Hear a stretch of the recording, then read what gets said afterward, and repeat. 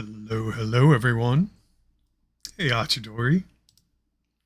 How are you doing? All right. We are into the second week of January, right? That's how time works, right? And I'm still slightly recovering from the atrocity that was last week. Don't know if it's you can hear it in my voice, but I am tired.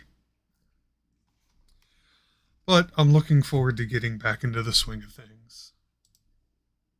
Hopefully you all have been well. Tell me about your weekends, your weeks, how things have been. I finished getting the last little thing set up.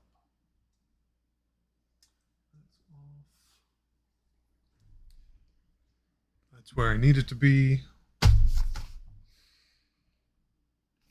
I should get the extra glue just in case. Hey, Viola. I appreciate it. I am getting better. Vertigo is a bitch, along with all the other physical ailments that I deal with. But that's the one that seems to linger the most. Makes life very miserable. So, how are you doing?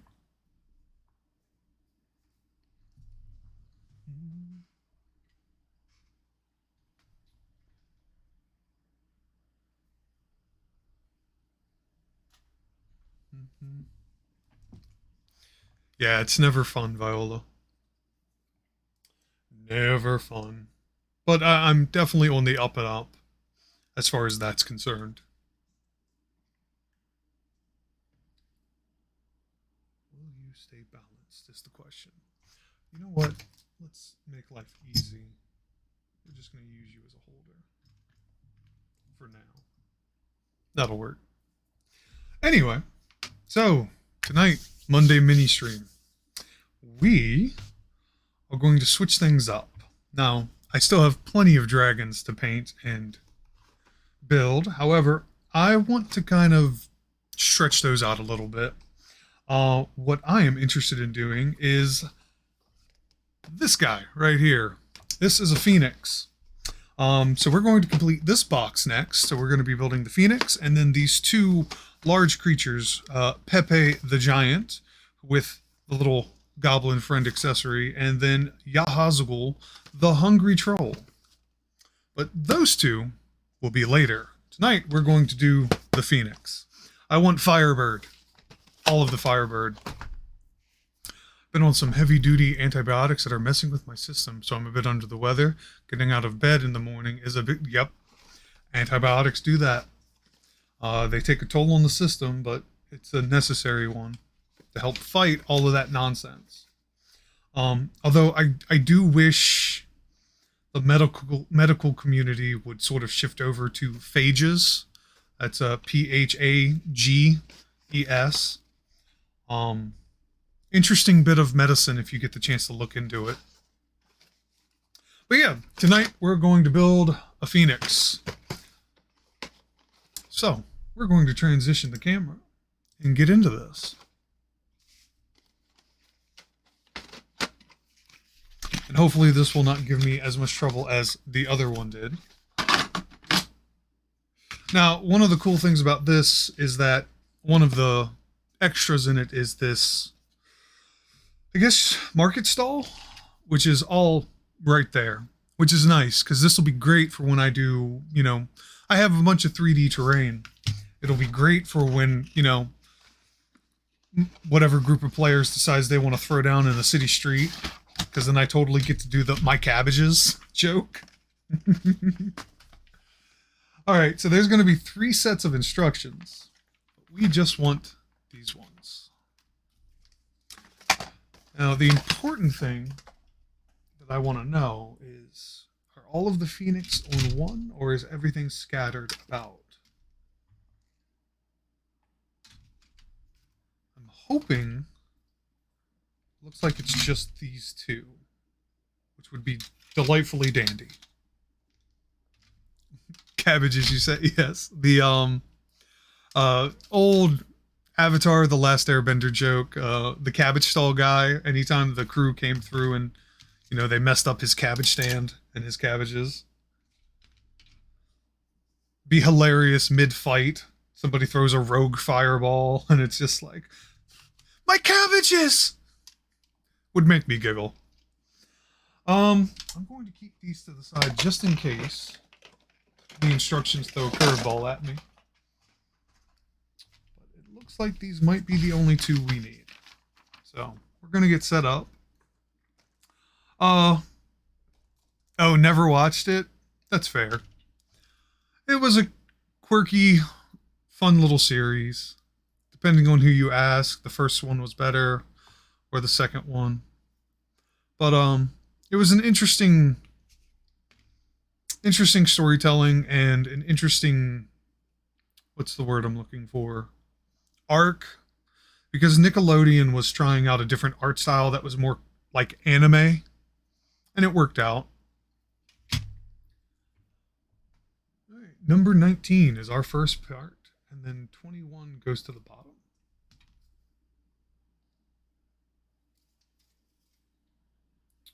18, 20. Yeah, if you're ever bored, I know what it is basically. I know about the movie Travesty. Yeah, the community doesn't like to own up to the movie, which is valid. Though I do recommend watching the animated series if you get the chance. If you have the time, it's good storytelling. 19. Okay, so that is the piece I want. Blade. Set you up top.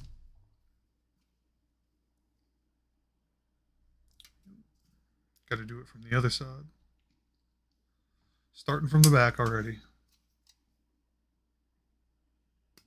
Sometimes this is how you got to do it.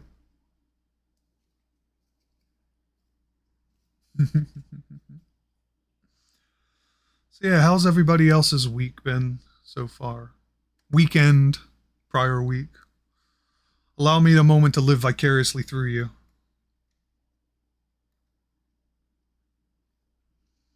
I'm going to save that for last. There we go. That's a good snip.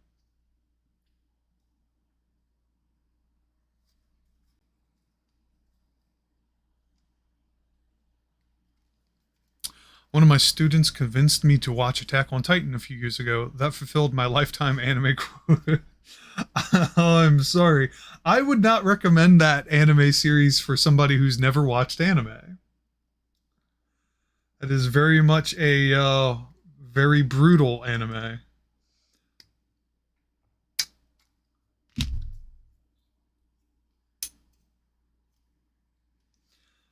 In fact, to be perfectly honest, I would ask you what type of shows and movies you actually prefer, and then sort of guide you along that.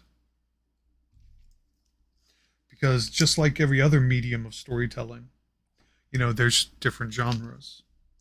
And, you know, different, what's the phrase? Different strokes for different folks. Like, there's some anime that I just don't watch just because I know it's not my thing. Doesn't matter how good it is, just don't really care for it. I know I won't, which is nothing to say about the anime. It's totally my preferences.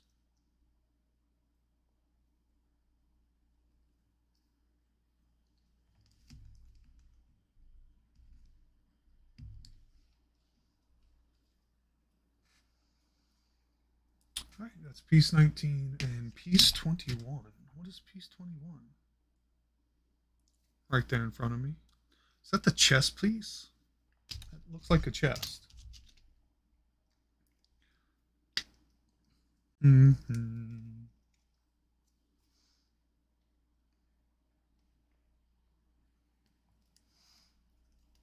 Also, Viola, you're a teacher? That's pretty cool. What do you teach, if I might ask? Or what's the subject?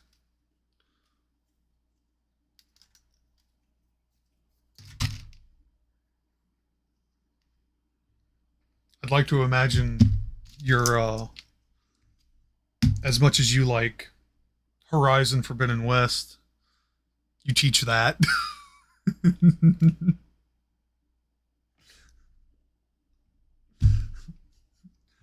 You got your PhD in Horizon.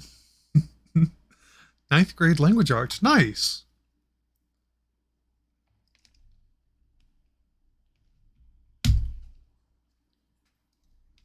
Language is important, and the art of speaking is definitely a good one.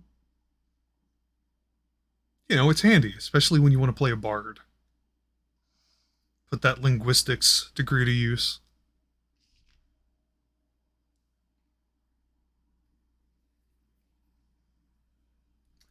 It's 21, and it goes like so.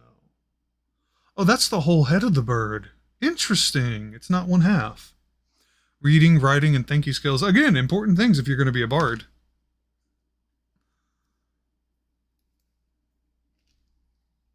Though I feel like I might have to explain that joke if you don't understand D&D. Yeah, that's the whole chest. That's the whole top of the bird. Hell yeah. I like it.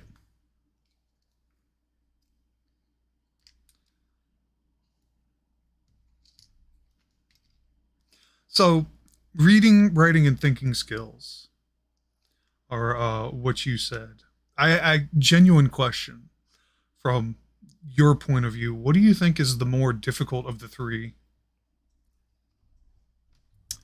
Ah, then I don't have to explain what a bard is. Good. But yeah, what do you think is the more difficult of the three? Reading, writing, or the thinking skills? Thinking. Critical thinking is definitely something you really have to work at.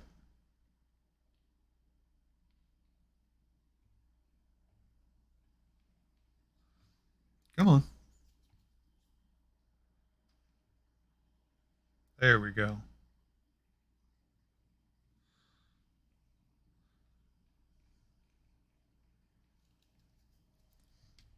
Not just critical, any thinking in general. That's valid.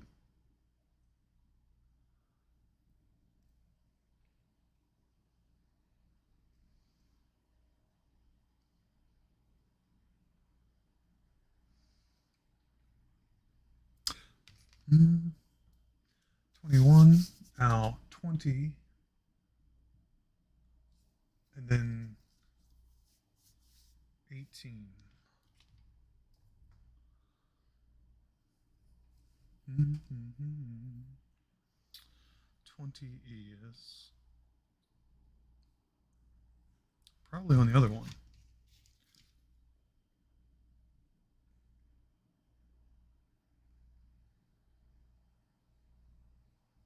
It is not. So it must be here. Or I was correct in my assumption, and there's going to be pieces on the others. It's 22, 21, 22, 23, 24, 20. Aha. They have no ability to problem solve for themselves. We talk about this a lot over time as the internet and now smartphones are a thing. Kids' brains don't develop effectively. I've been curious as to see what like the studies are because I grew up without technology. Like I'm an 80s kid. I was born in 87. And so I grew up in the 90s, you know, playing outside. The most tech we got was, you know, TVs until at some point the internet came along. And while I still had access to computers, I still went outside and played. But I remember a point in my time not having a cell phone. And if I had to make phone calls, I remembered phone numbers. At the very least, I could remember phone numbers. If you were to ask me to recall a phone number now, I couldn't even begin to tell you. Now, I don't know how much of that is my memory because I also have ADHD. And so things come and go very often. Um, but I would be curious to see what the studies are like right now.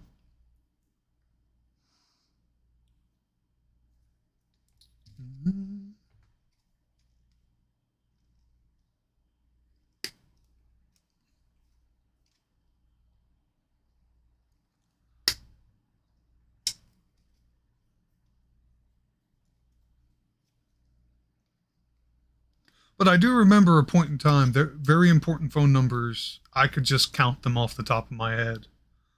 Um, just because I think it was more of a survival thing. But again, I don't know how much of it was that versus now, where it's just I have the ease of use and it's not necessary, or if it's just my brain making up space because that's what it does. Yeah, I'm 35. I'm not afraid to show my age. Most people notice the hairline anyway.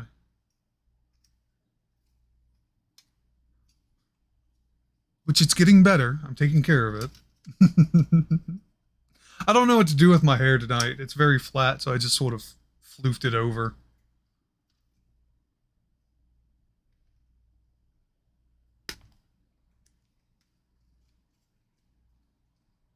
That's a double joint. Interesting.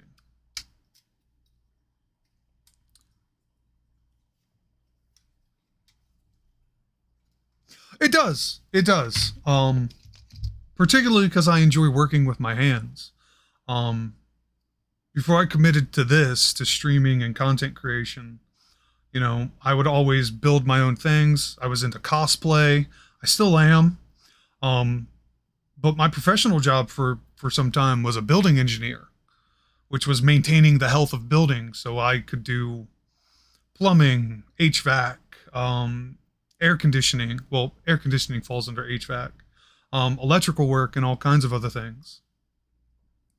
I'm also very creative, which is also why I like homebrewing when it comes to D&D and all that.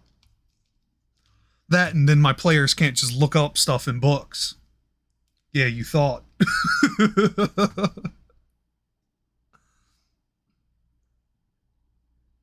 Could have been one of my students based on your age. That's how old my first students are now. Interesting.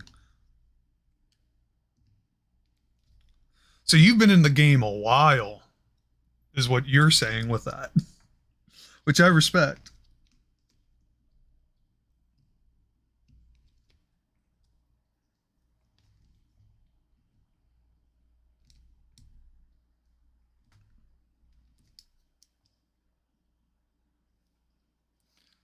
Yeah.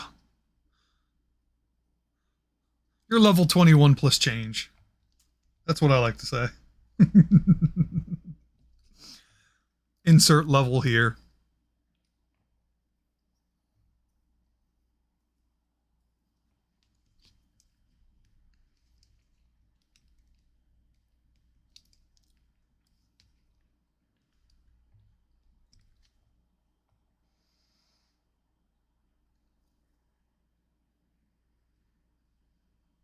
Whew, 50. Not bad, man.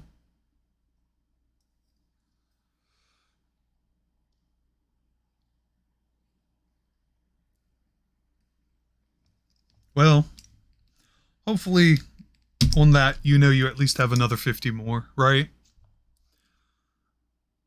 I used to work at a hardware store locally owned in my area. And there were a couple older folks that I loved having conversations with. They also worked there. Um, One of the gentleman's favorite sayings that came up frequently was, getting old ain't for sissies. And I'm like, you're right. It sucks getting older. Fortunately, I lost in some of the genetic lottery areas. So even at 35, I'm significantly hurting. But, you know, I can't wait. Can't wait another 20 years. You feel it? Hope not. That sounds like a I'm also reminded of some comedians that have made joke about like the golden years. It's just like, I don't want those.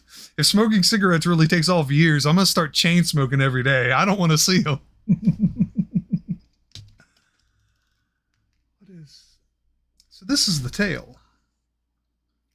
Interesting. Oh, way to miss that burr axle. Way to miss it.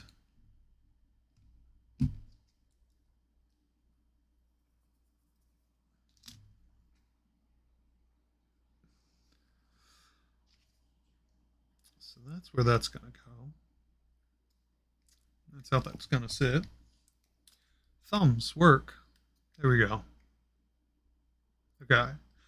And then 8 and 18, which look like flame wreaths. So I'm going to put that there. There's 18. And they are. So I'm going to hit that. And then I'm going to hit this. I'm going to do this side. Now that's 3.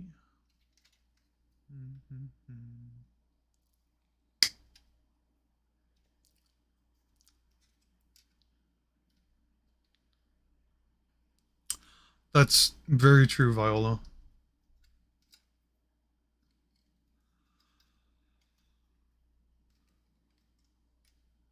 That is incredibly true. So if the bird is facing this way, 18 is going to be left side. And then 8 is the right side. Which, right here.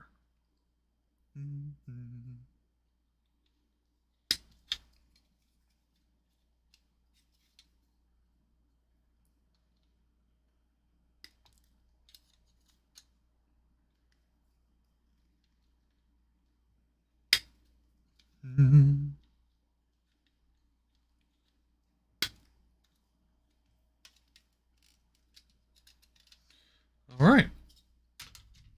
Now to just clean these up.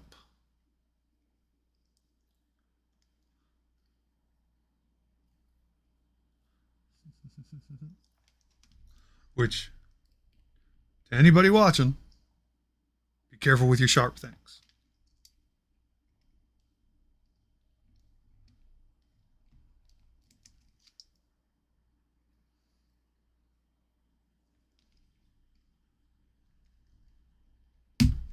There we go.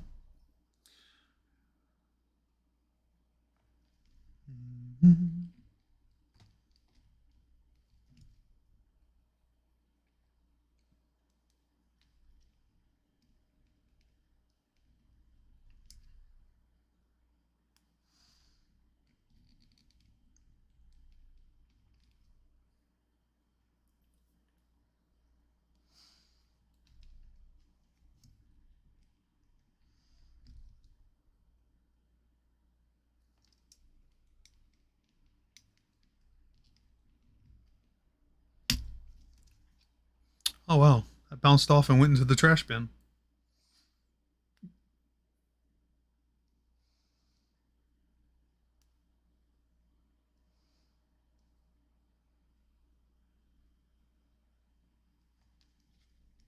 Love it when things work out.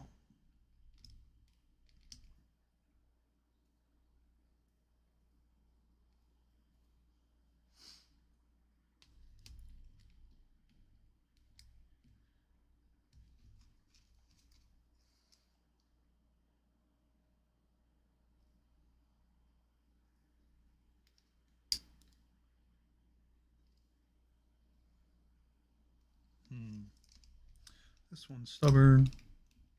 Come here.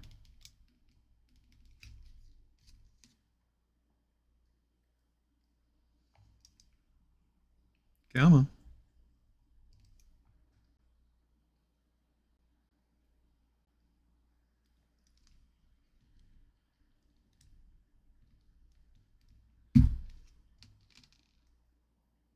There we go.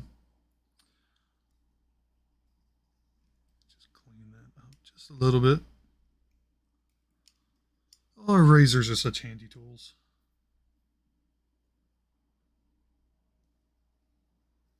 All right. Now for the other one. That's a weird point.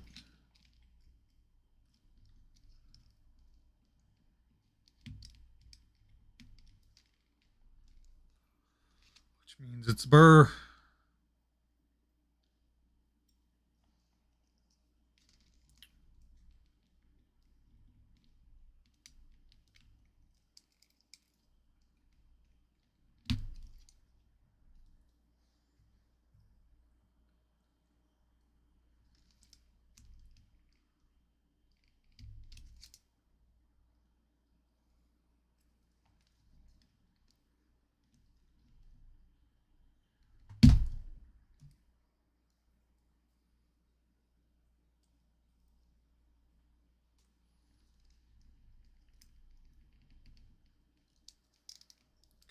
reel that back now.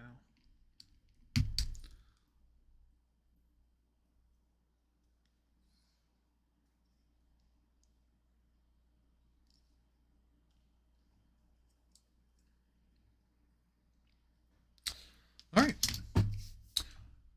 So, do we add the flames first or the tail first?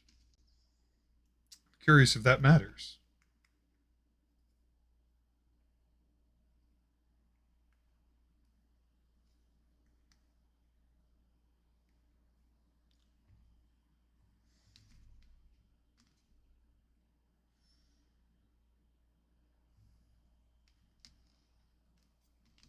Interesting.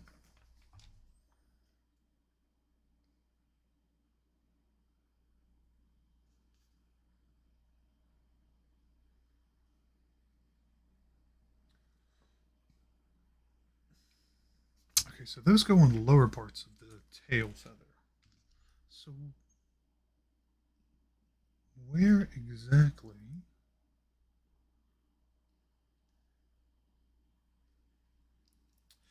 Oh, okay, okay, okay. There's little nodules. They line up. We're going to do that first. Just because I have a feeling these things can get pretty weighty. Come on, glue.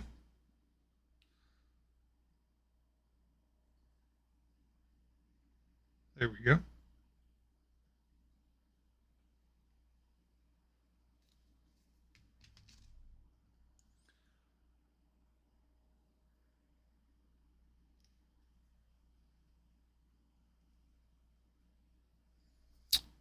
Then the other side.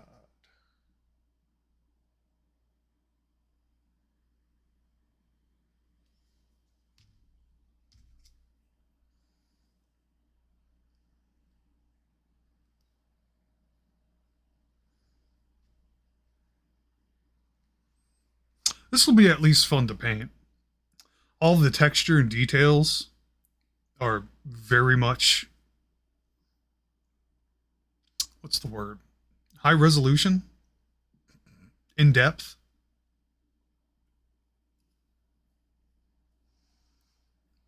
I'm already trying to think of colors. I could do, the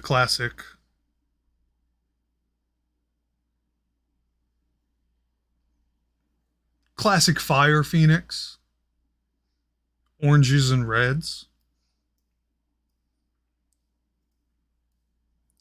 I don't know. Something about that seems boring.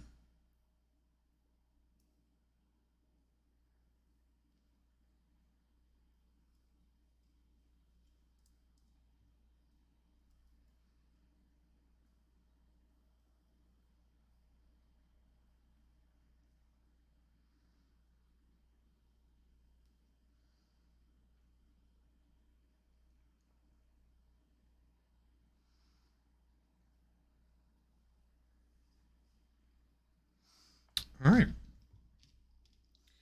going to let that cure for a hot second before I add it to the tail. No, before I add it to the core.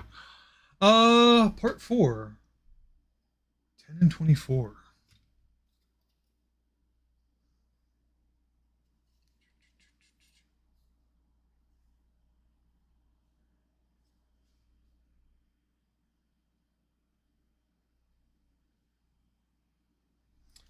Looks like it goes on the back. Yeah, because Burb is facing away. Extra fire decal. That's what that is. Adds an extra 10 horsepower to the bird. Every flame decal. Is that a joke where you all are for cars?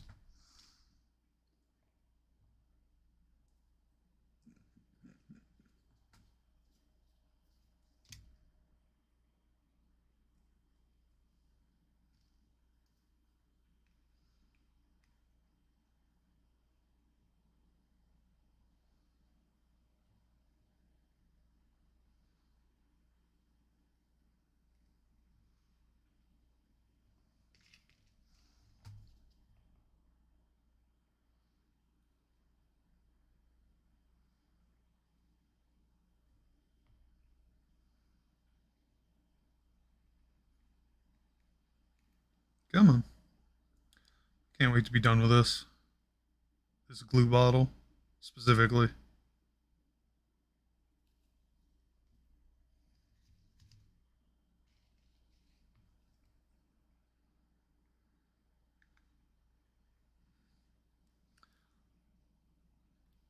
Right.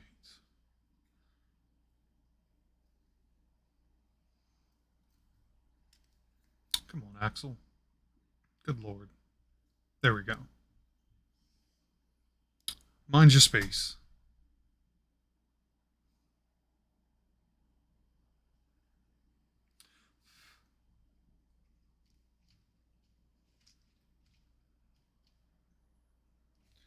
Hold that for a second. All right, 10 and 24. 10 and 24. There's 10. Should be long enough. Just chill there.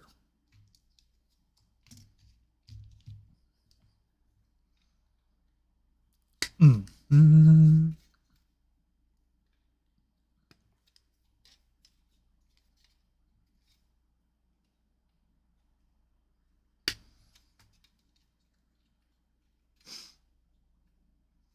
Ooh. Don't like that part. Hold on. Okay, we're clear. The way it was connected, it was a little weird. Concerned I might break it. Totally not what happened. Everything's fine. That is number 10. Number 24. It's right here.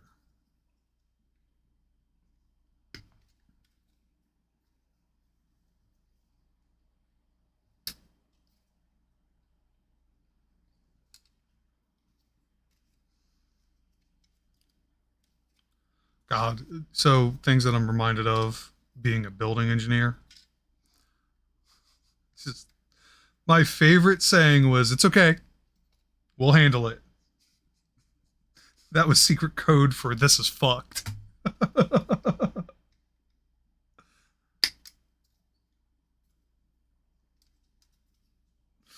Oh god.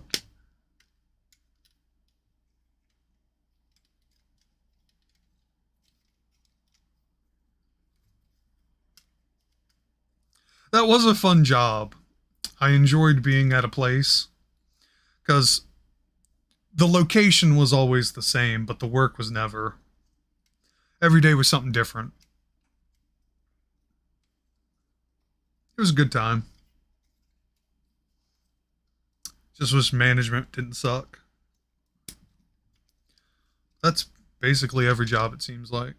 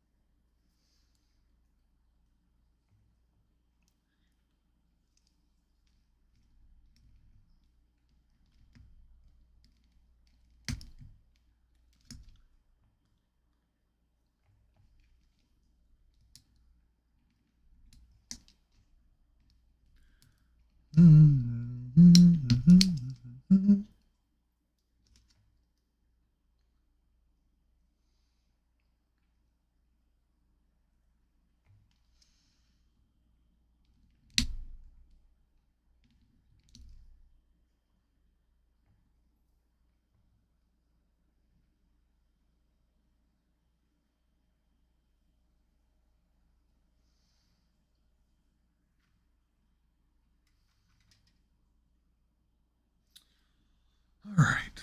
Burb, face away for a moment. So 24 is left, and 10 is on the right.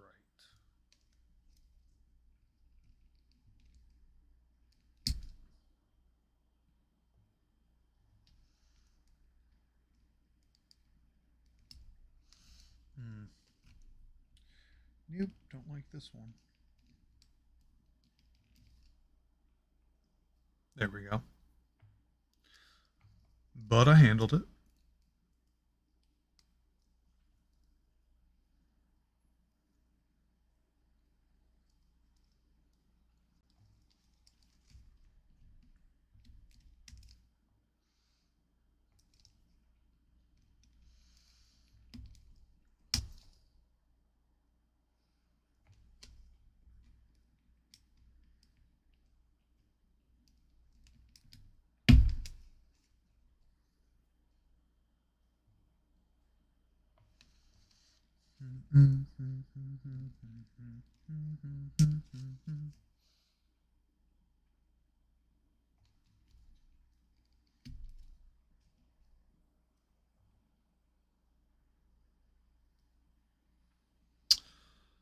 Oh.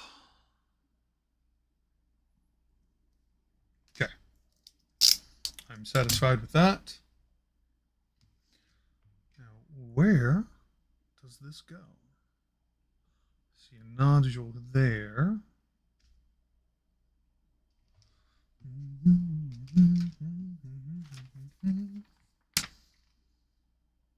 Okay, so that is the correct placement, those nodules.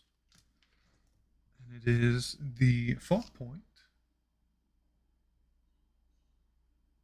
Okay, I see the nudge. I seize it.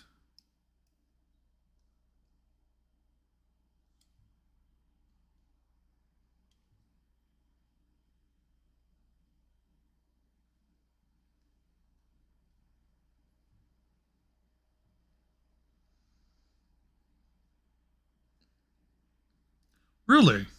Is that how they're supposed to go? They swirl on top of each other? Like so? That's an interesting design choice.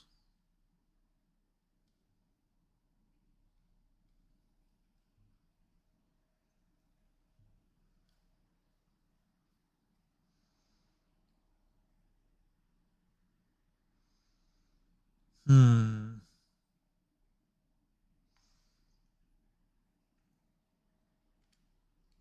I mean, I like it. It's interesting.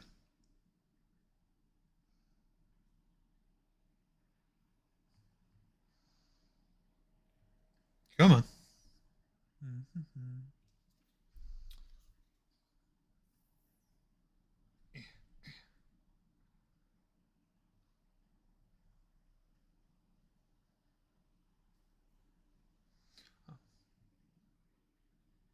There we go.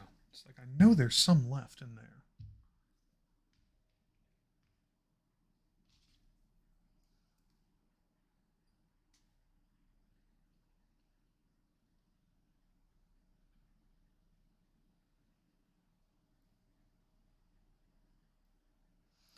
I'm going to do this a piece at a time.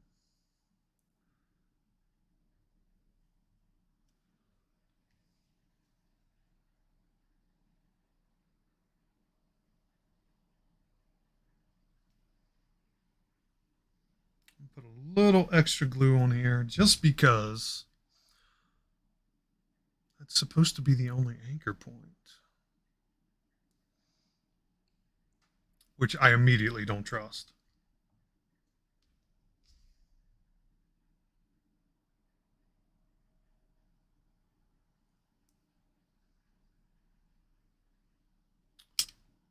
This piece is going to go there, like so. Okay.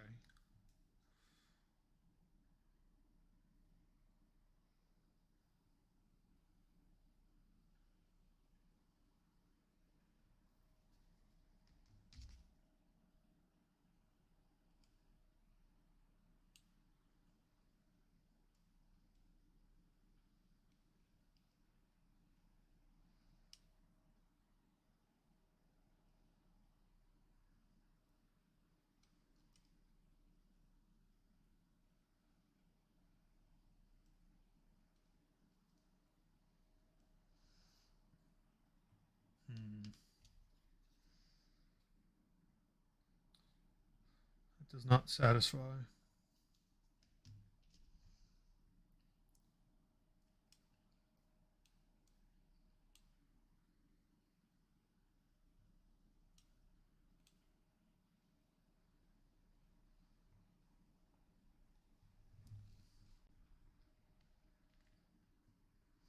Gonna have to hold this piece here for a moment.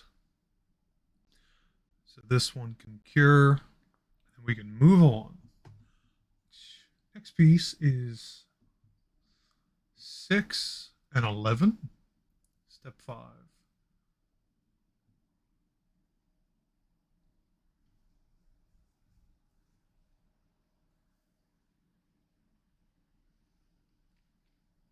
Interestingly enough, I thought there'd be a bit more complications to this one, but there really isn't. So I'm excited. We might be able to prime this tonight too. Which means it'll be ready for next week.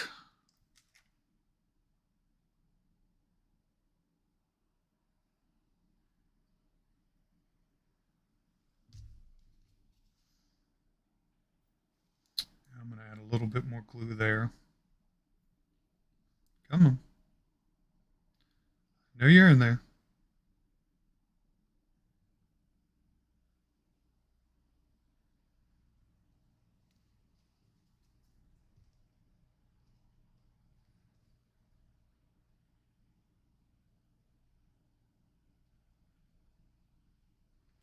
Yep. I don't trust this point. So I'm going to reinforce it. That's the smart thing to do.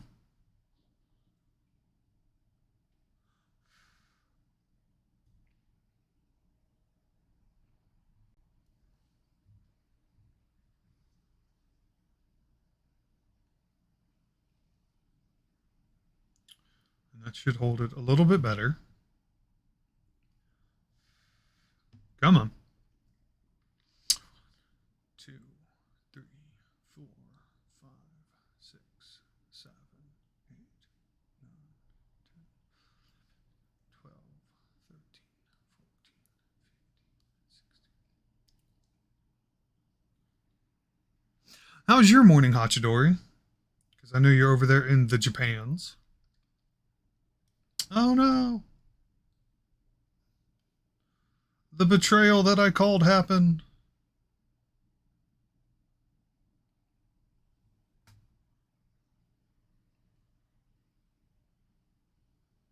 All right, we're going to hold this until it is absolutely set.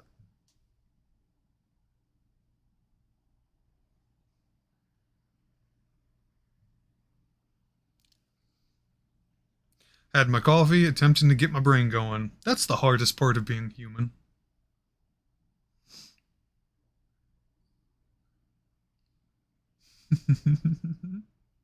Just trying to get the brain going.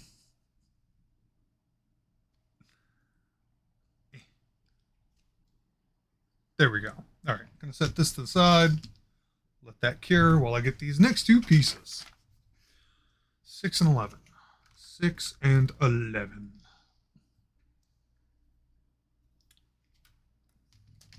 According to the numbers, they should probably all be on this one. 3, 4, 5, 6.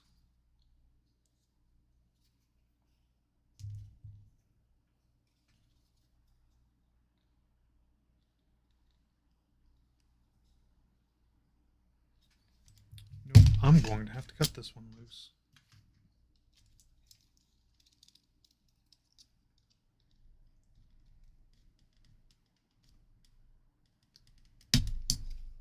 Okay. Then I can break off.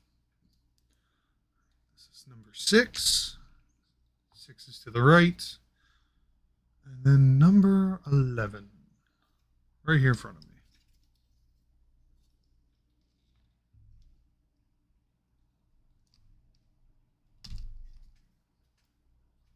11 odd left. All right. Those go on the back of the burb.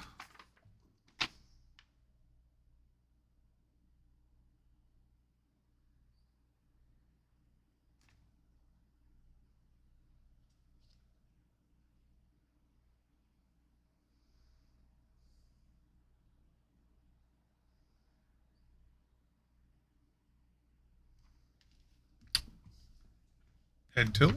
Question mark.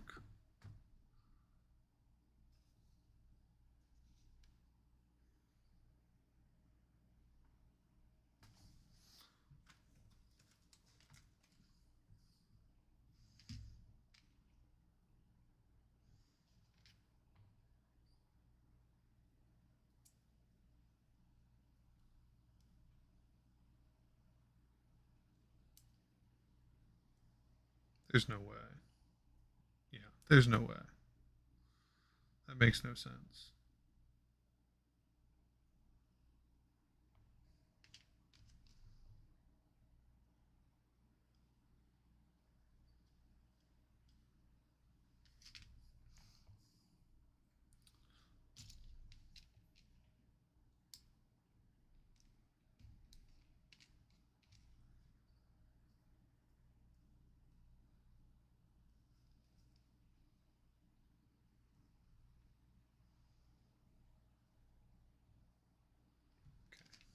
That's clean.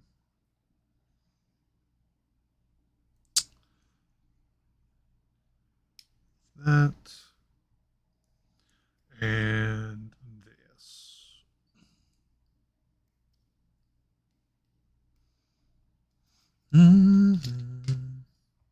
Okay. Instructions are weird.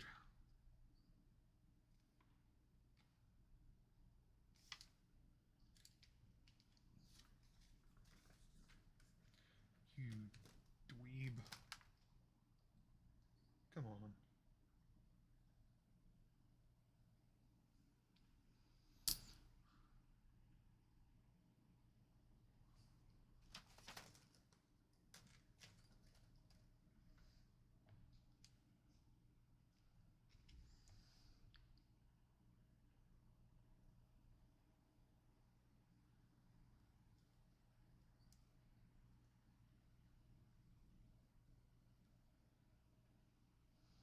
Is that really where it's supposed to go?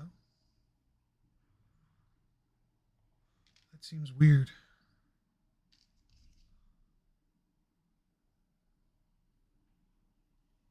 It kind of makes sense, but like, what's the big nodule for then? Sometimes people's design processes baffle me.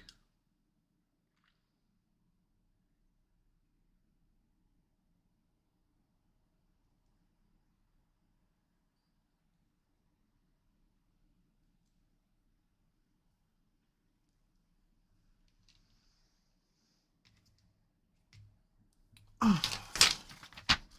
So you know what?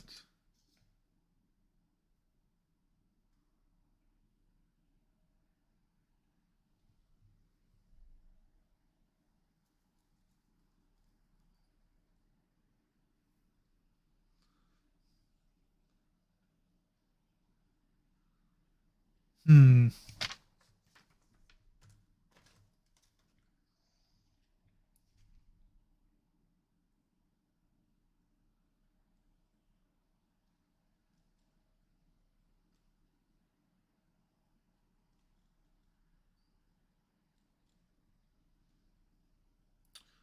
Kind of makes sense.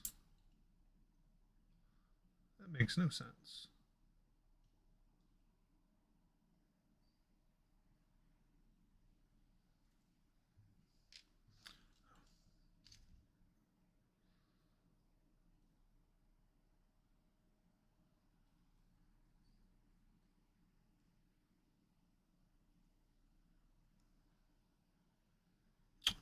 That makes no sense.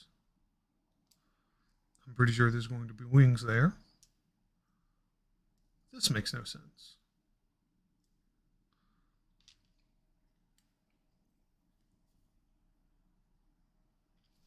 So here's what we're going to do. These pieces are going to go there, and we will revisit them.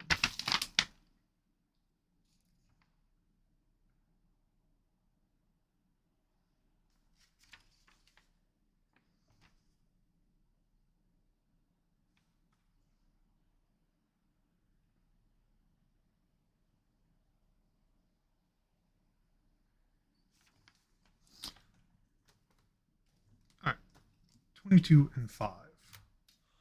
Legs! Get to put on legs. Legs are nice.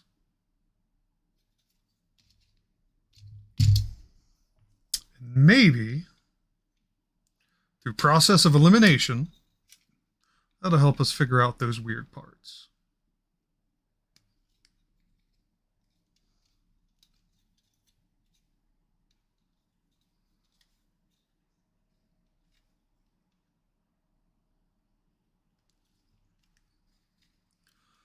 And in the event that they don't, fuck it, we'll make them work anyway.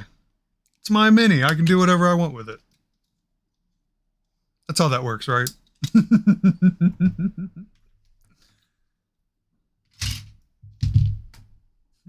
We are no longer in building territory, and we have shifted to kit bashing.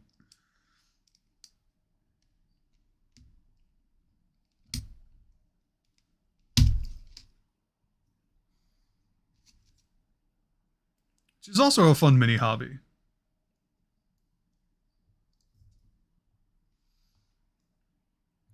Man, I'd love to go to a thrift store or a dollar store and pick up a bunch of old, like, dolls and mini parts sometime soon. So I can kit bash. That'd be fun.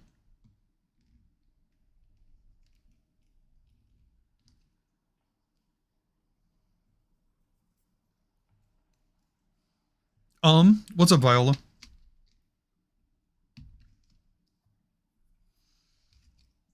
If you have a question, I'm more than happy to answer it to the best of my abilities.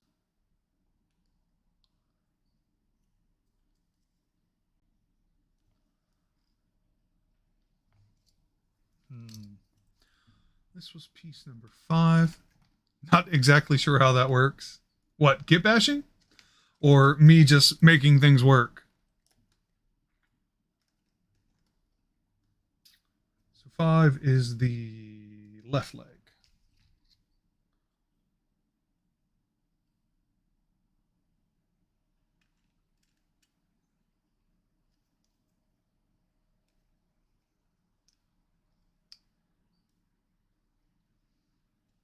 Correct.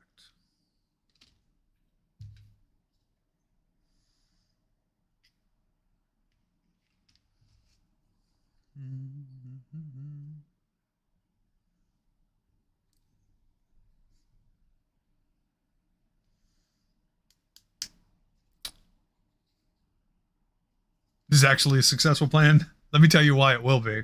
Because I have green stuff. And green stuff is all powerful. For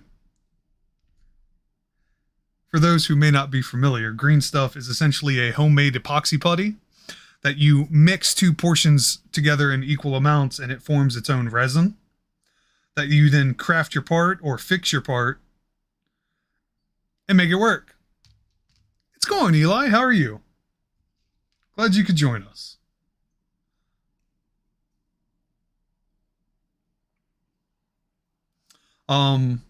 Once the green stuff is set, which takes about 24 hours, it's sandable, paintable, primable, all that stuff.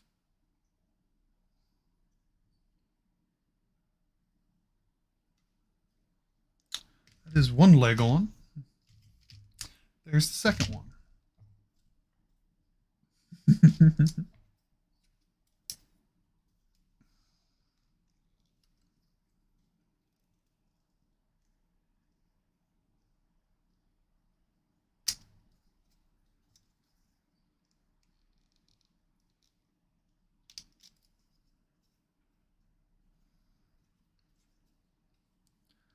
Some Frankenstein work? Not yet.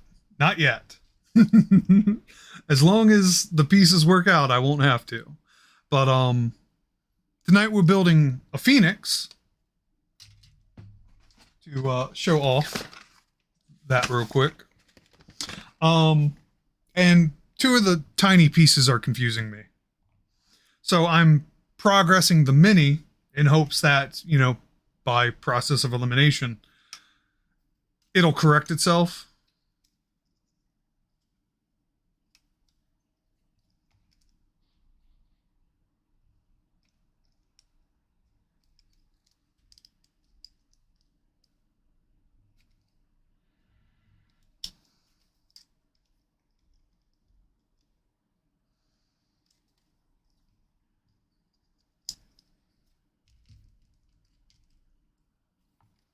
Either way, it'll work out. Because even if it doesn't, I'll just make it work.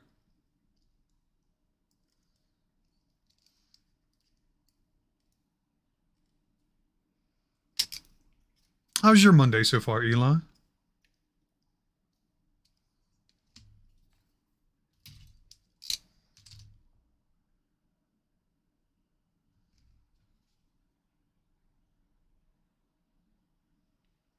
Could be worse.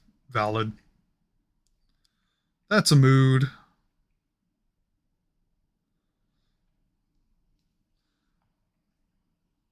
Carol is stuck in drive.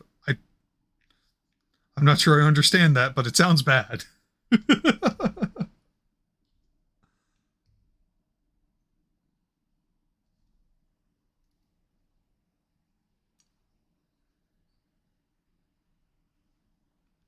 Oh, that's the name of your car, Carol. Got it.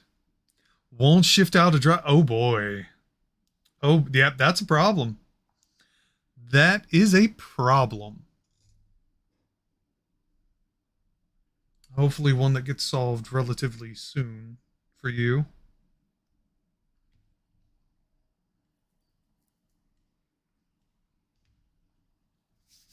All right, legs are on.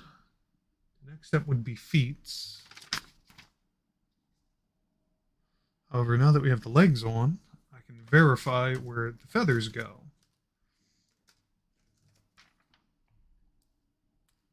Is that why it wasn't making sense? Because they're supposed to go on top of the legs? Were the instructions out of order?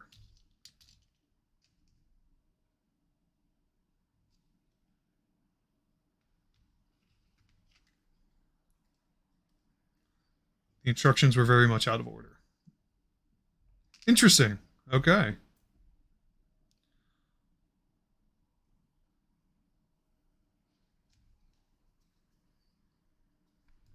Hopefully going to evaluate in daylight tomorrow. Your world stopped spinning enough that I felt comfortable streaming. So yes, I appreciate you asking that, Eli.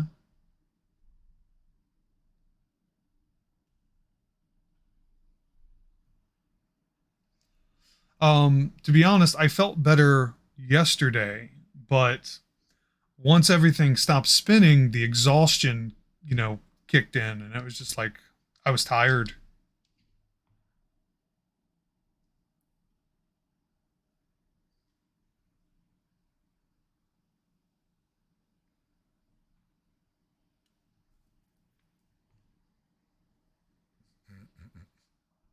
Recovery time sucks.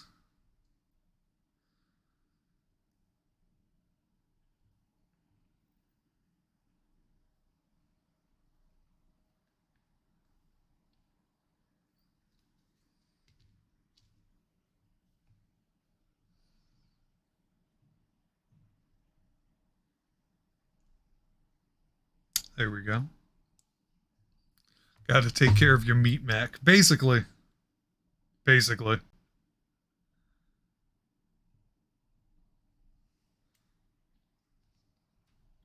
Have to convince the brain to take care of the meat Mac. Sir, calm down.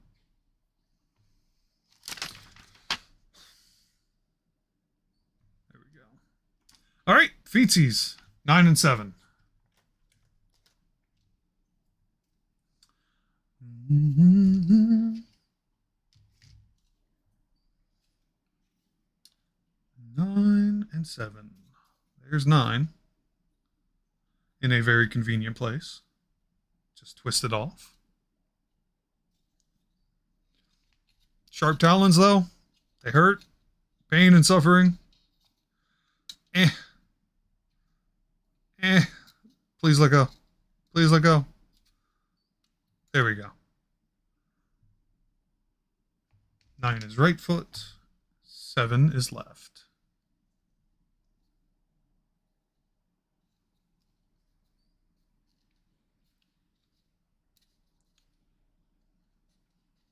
Bum,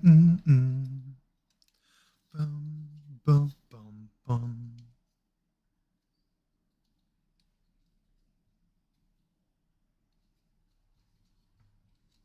Come off. If anything, this is a testament to how sturdy they are. Certainly not going to break during shipping. There we go. There we go. All right. Feats acquired.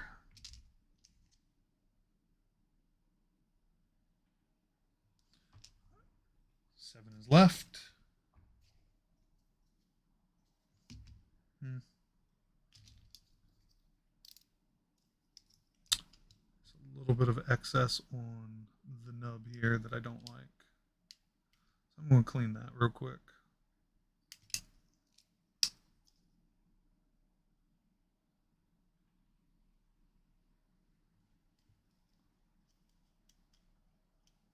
That's better. All right.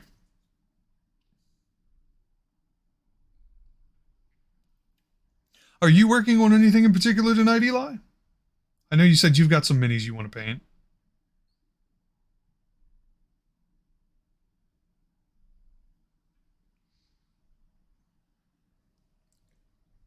Come on, glue. There we go.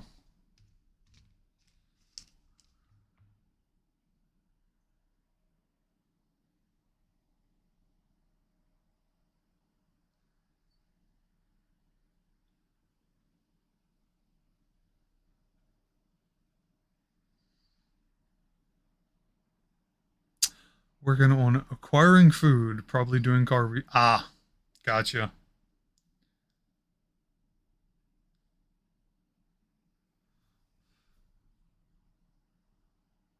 That is valid.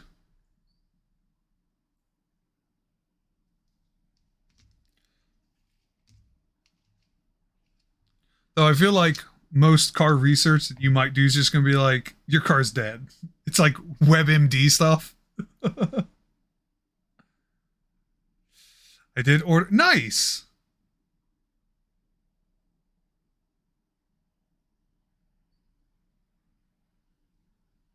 Well, I look forward to seeing Avers in person that next game.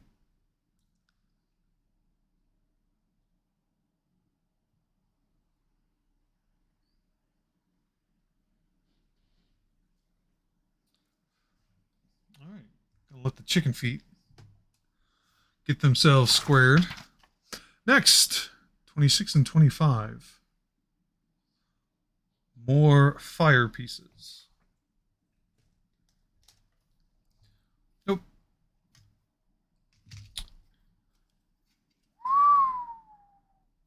25.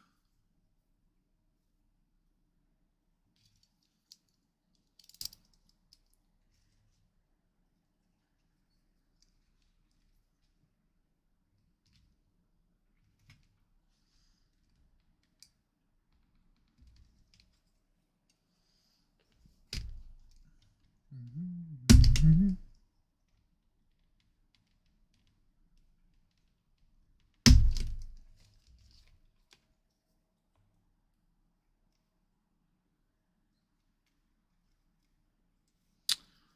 25 is supposed to be what looks like my right, which is the Phoenix's left. So it goes there. And 26 is up top.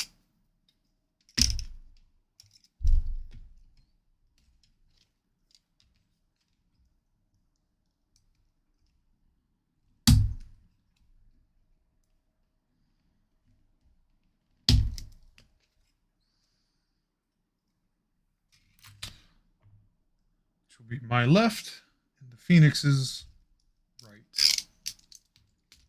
All right, and they go inside the flame skirt. That's what I'm calling that.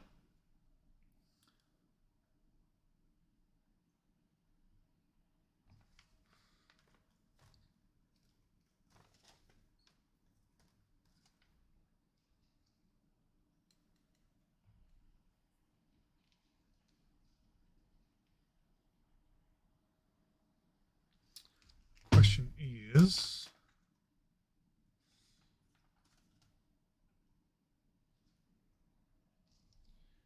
hail. Because I don't see any identifying markers.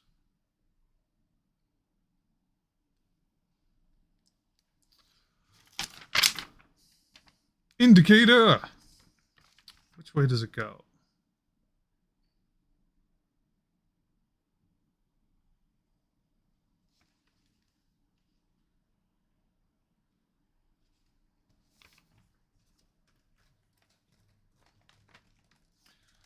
Let's see. Let's see. Well, first of all, let me clean this up because I don't like that. That felt weird.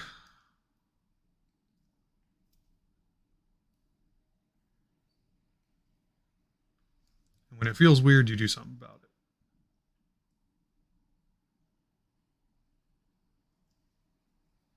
That's better. Keep running. So,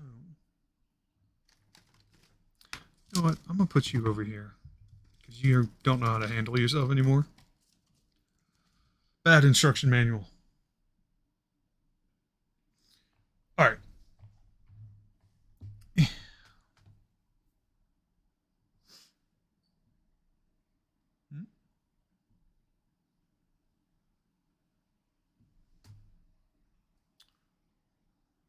Is that the point?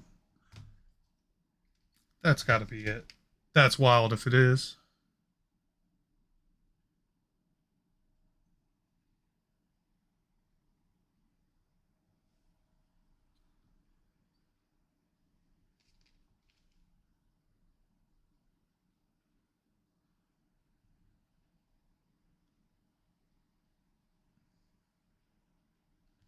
This is tripping me up.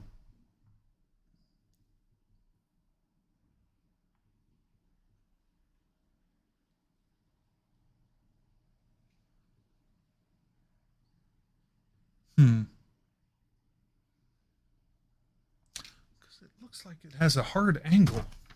That's weird.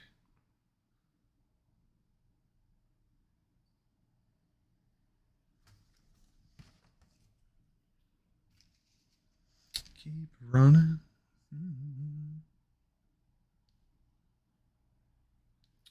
Where's that nodule?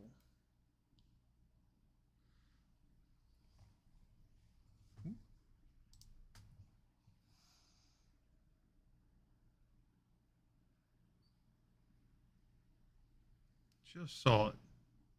Right there. That doesn't make sense. Because it shows it like this.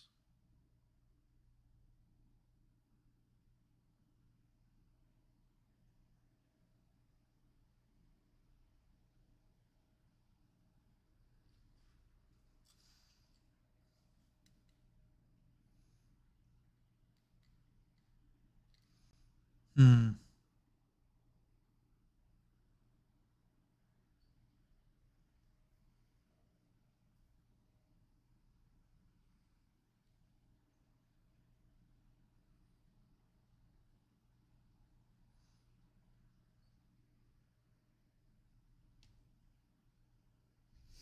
Interesting.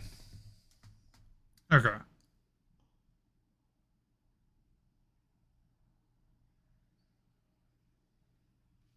Where's it supposed to go? There.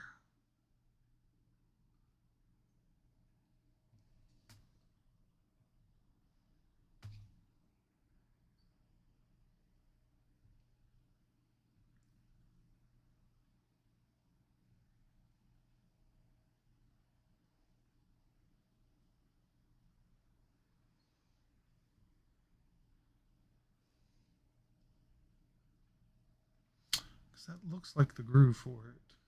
So I'm going to assume that's where that's supposed to go. And we're just going to make it work.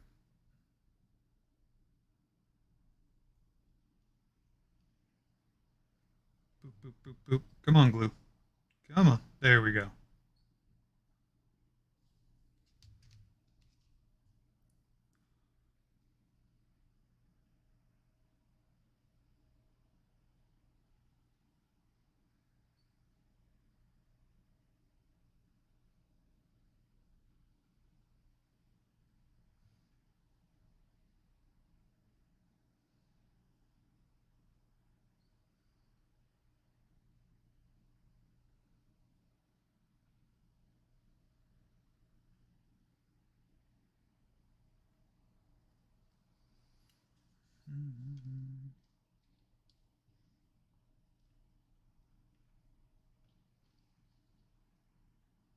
Come on. Come on, hands. There we go.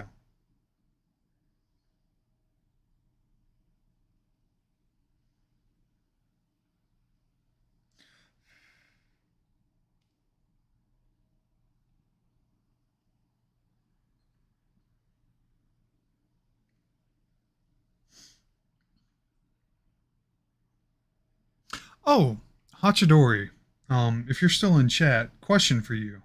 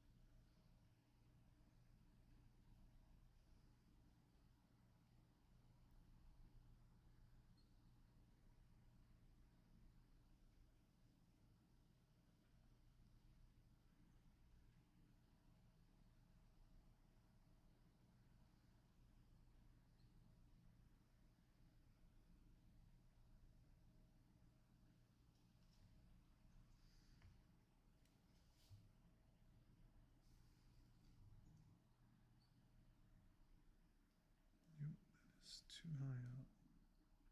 That sits better.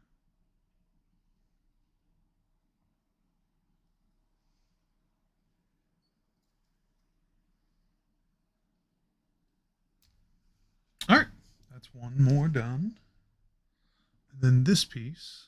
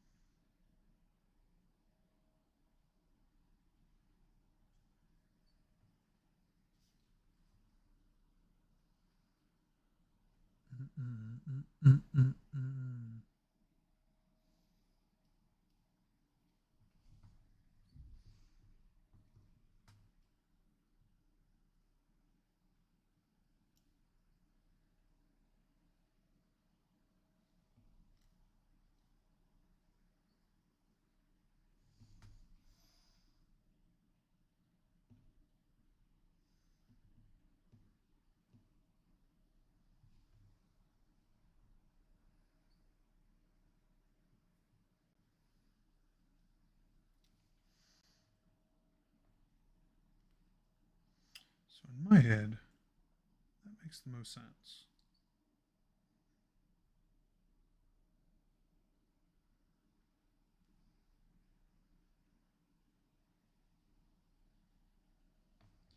So let's try it. See what happens.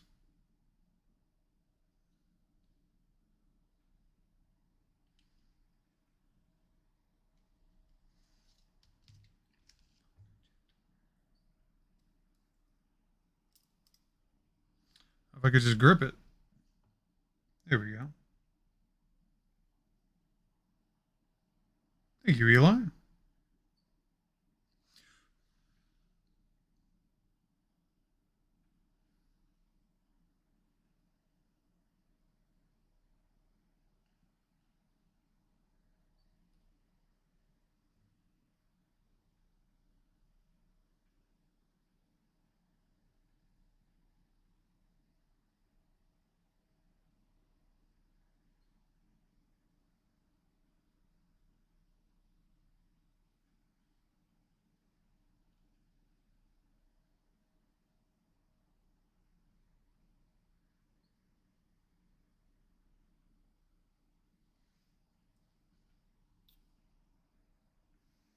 Now it's just holding the piece in place.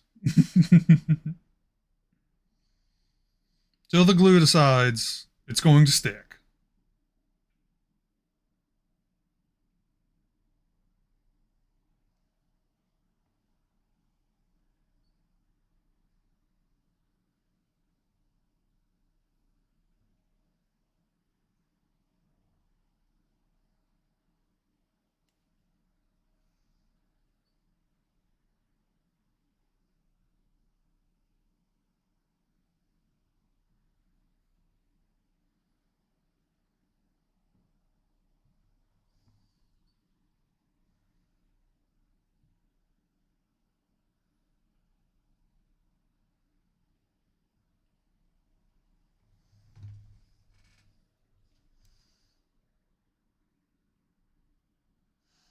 Not sure how I feel about that.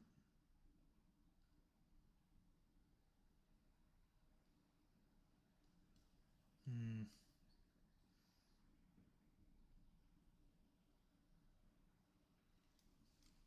Whoops.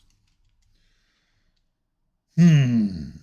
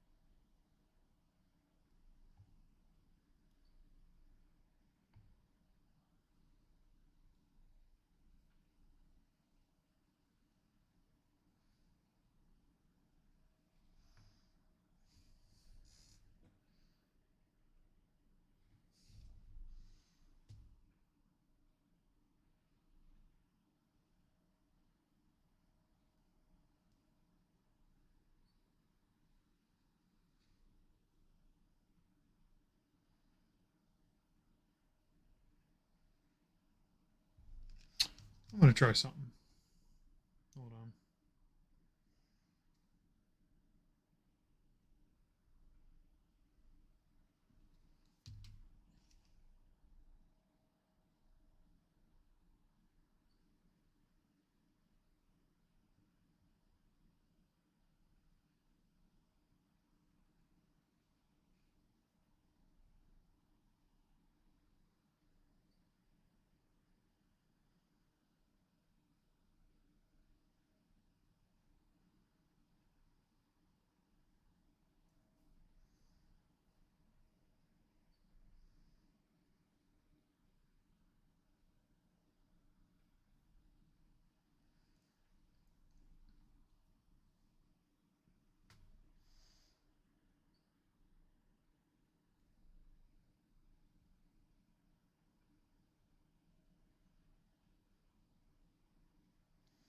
Yeah, that looks better.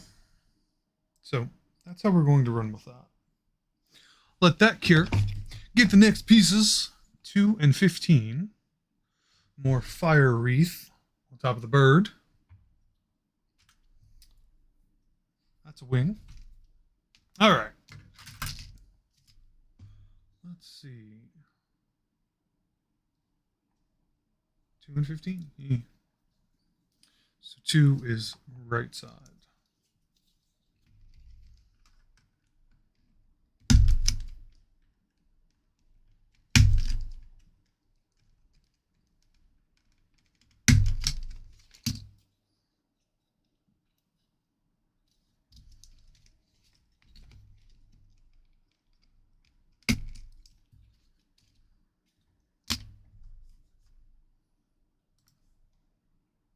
Mm-mm.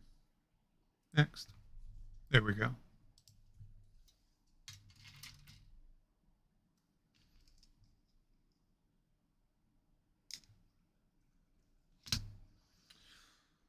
All right.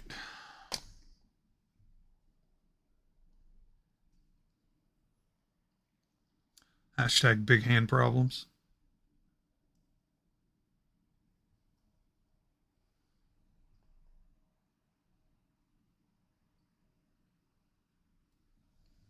Okay, 15 has 2 of them.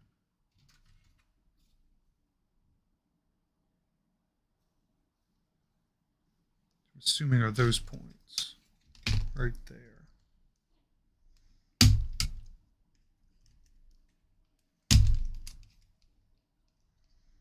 Mm-hmm.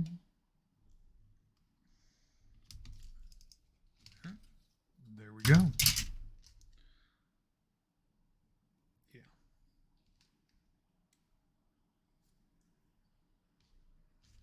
So these two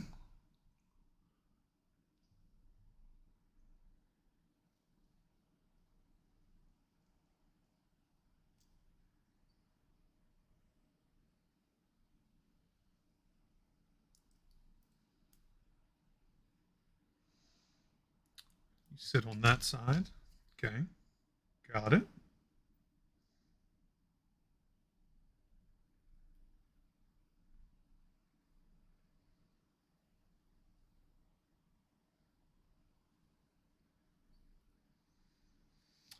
This bottle's almost done. Can't wait. There we go.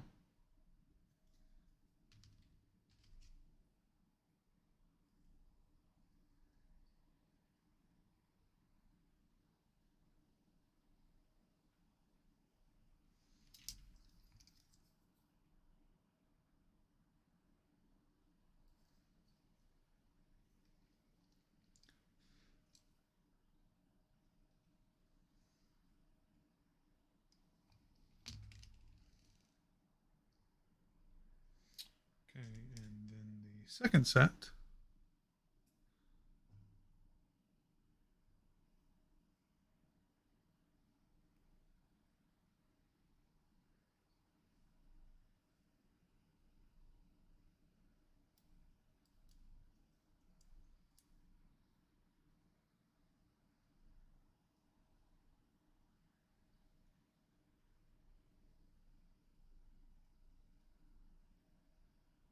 Goes like so. All right.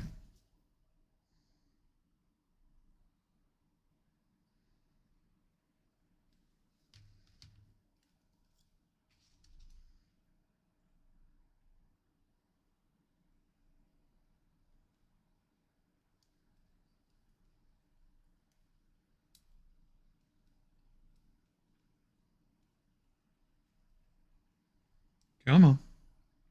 There we go.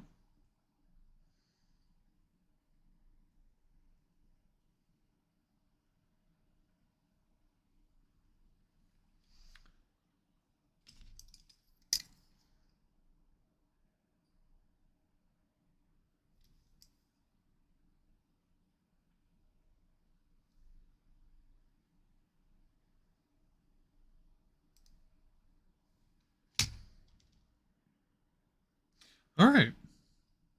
I'm going to let that cure. Base time. Number one, right here.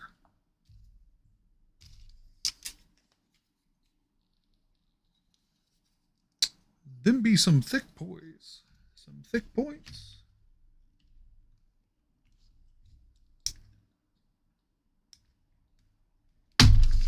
Mm-hmm. Love the little chicken leg. Yes, they are adorbs. And also make me hungry.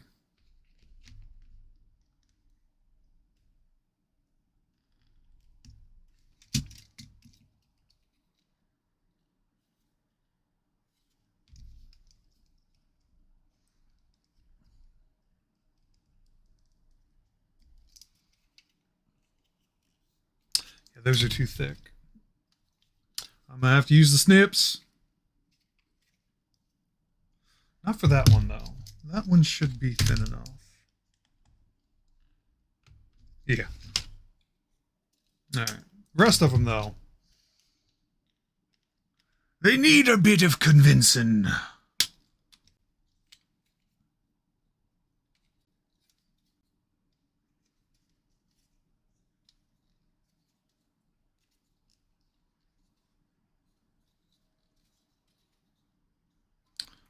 This one's gonna suck.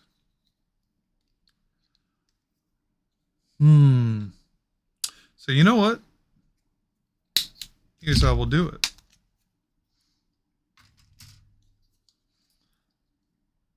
Ta-da! Path of least resistance.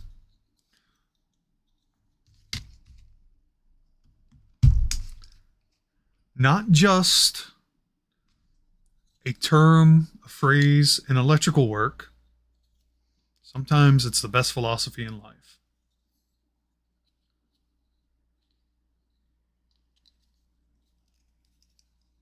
Especially when you're trying to move forward.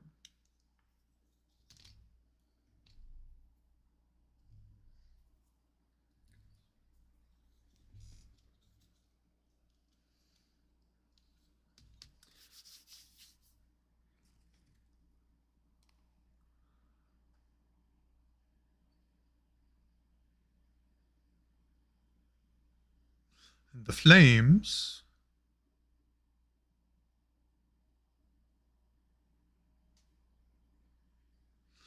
The base goes right on the flames.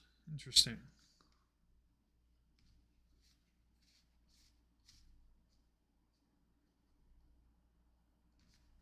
Interesting. Yes, this was one of the Kickstarters that I backed.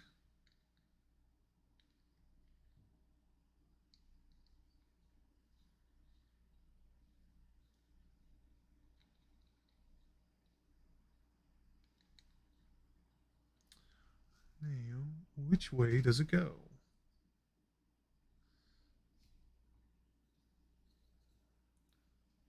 Interesting. Yeah, okay.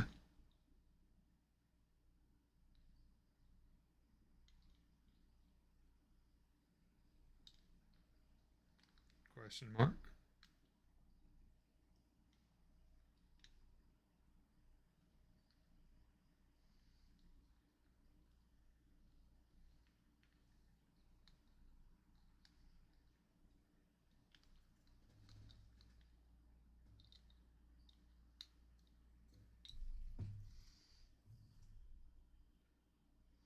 Okay, I believe I'm looking at it right. It wants the extremities. You and you to hook down. It's using the main flame wreath.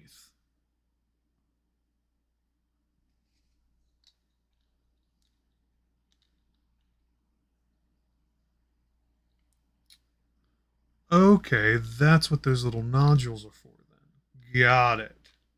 That's where they're supposed to go. And that's how it's supposed to sit. Interesting.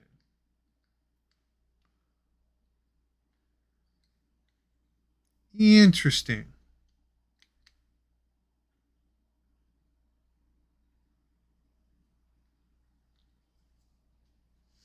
Hmm.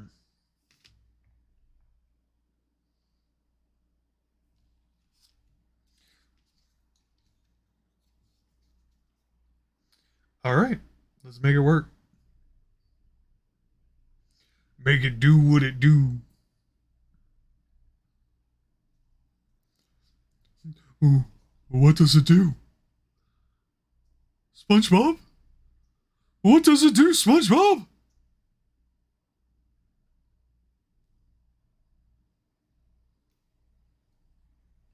Glue, come on. Come on. I know you're in there. You can't hide from me.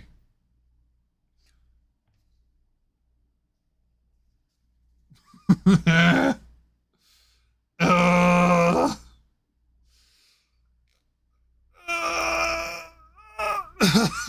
I'm squeezing with the force of 1,000 pressure suns. I know that doesn't make sense. It made sense in my head. I think we're out. Are we out? Hello? No. There's a little bit left, and I swear I'm going to use it. Come on.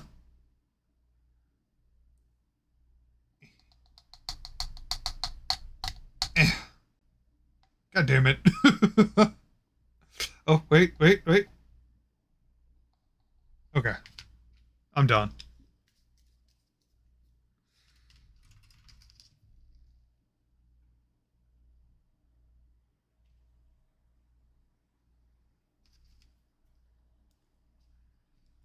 You have served your purpose. Thank you very much. All right.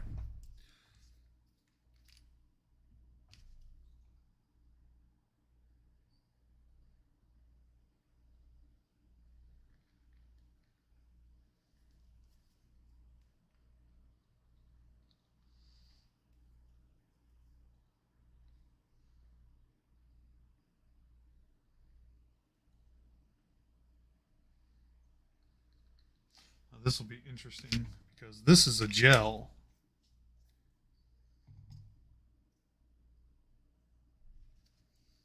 All right. Side one. Get in there.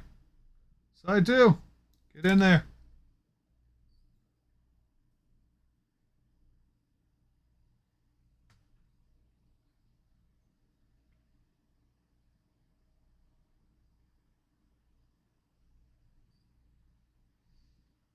Holy shit, that dried fast.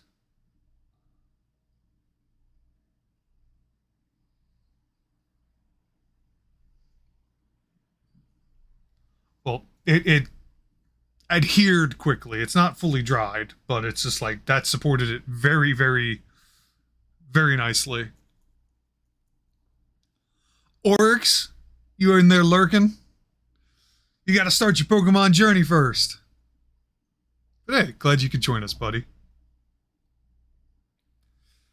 You like my spicy chicken? Making a phoenix tonight.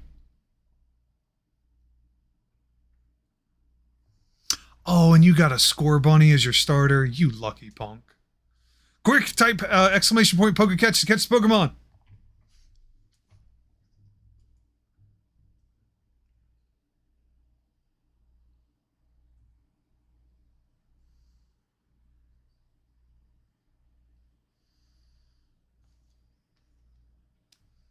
Yay! And it's standing up. All right. And now we have the wings. And then the Armabeats. Because this thing's wearing armor, apparently.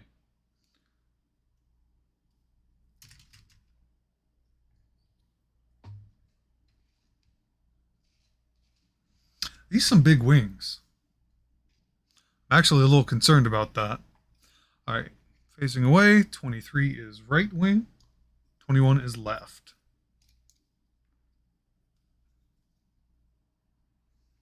Nice catch. Again, these are some chunky points. I am concerned.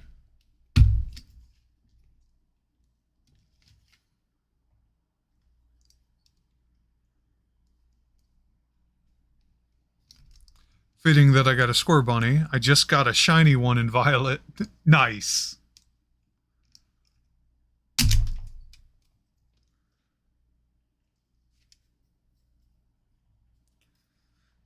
Also, you're still playing that? I figured you done wrapped that up like, I don't know, 2 weeks ago.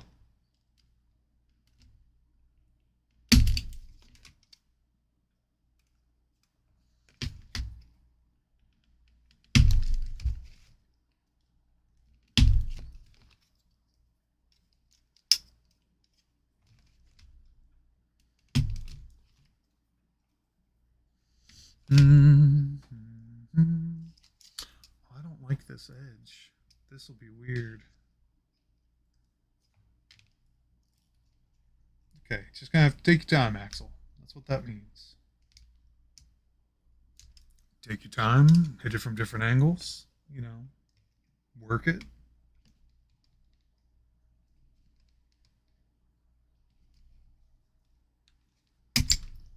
There we go.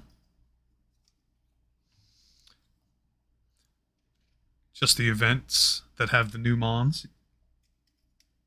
All the new Pokemons.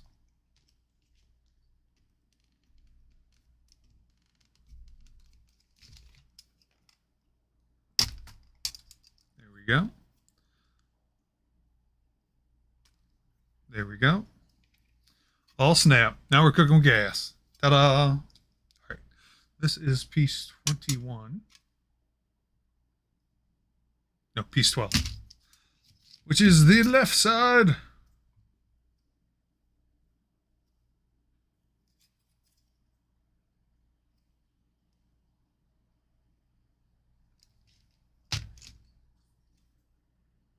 But, question mark.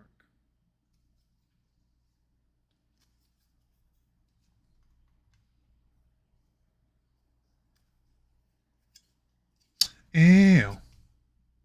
Okay, because that's the top side. Got it. Got it. That's how that piece is going to go. That's what she said, had to. Trust me, that's basically what half of these streams are. It's me saying weird shit, just involuntarily.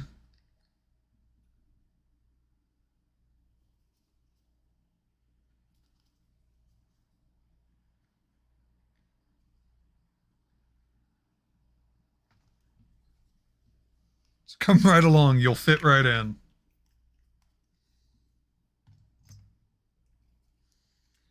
Man,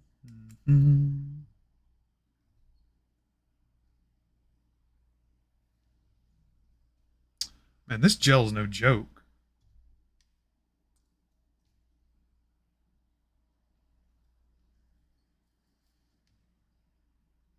Yeah, that's on there. God damn.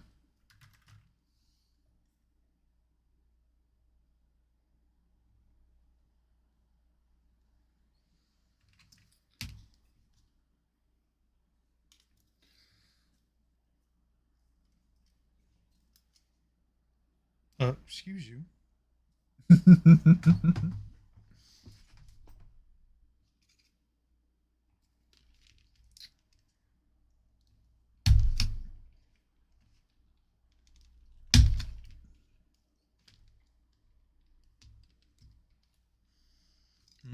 That's another weird one.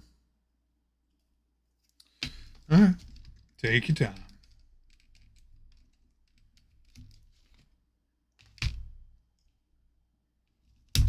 There we go. Perfect. Fairly clean. Minimal damage to the wing. Oh, this is a double joint. That's interesting. That's an interesting way to reinforce this. You'll see it goes out to the point and then this little T section. That's clever.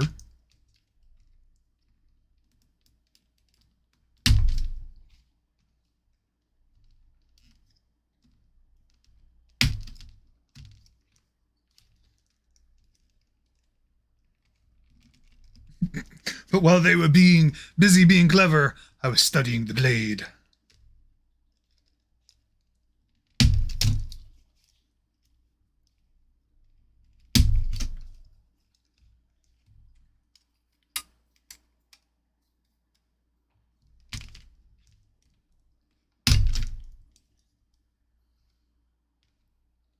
Move you a little ways out of the way.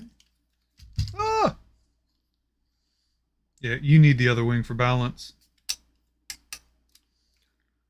Balance.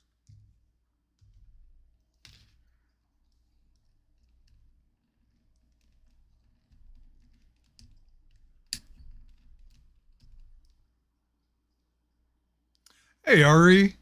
I appreciate you hanging out. I'm doing good. How are you?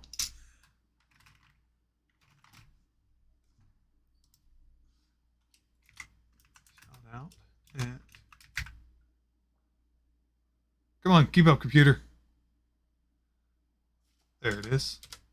Shout out for Ari. She is a fellow streamer. She does variety stuff, and she's awesome. But yeah, I'm doing pretty good. Got you up with the hubby at the moment. What are we crafting? So Monday nights are my Monday mini streams where I build and paint minis. Tonight we are working on a Phoenix.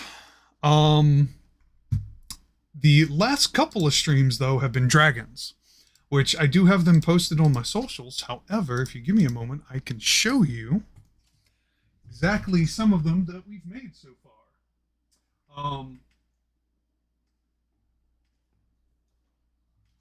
The last stream, we did this fella called Thal the Defiler, a necrotic undead dragon.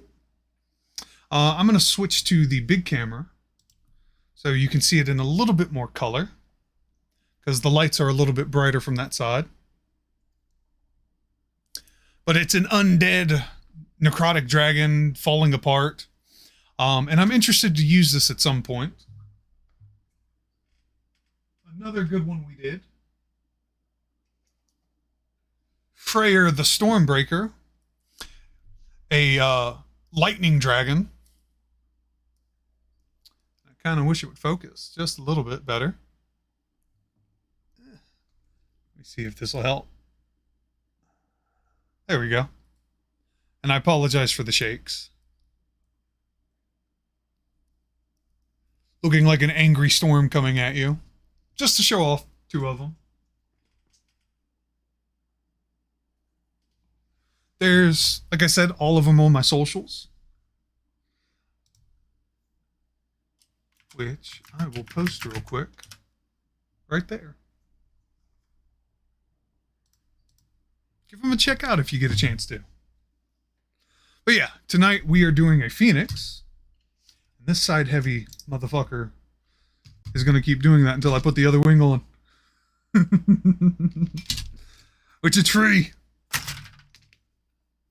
But yeah, Mondays, it's my mini painting where people can come hang out. You know, Mondays are rough. Mondays are rough for a lot of people. So you can come and vibe, or if you've got your own projects you're working on or your own things you want to do, that's all that is. Just come hang out. Listen to me. Be silly. Be a chaos gremlin, because, you know, I'm a fucking mess.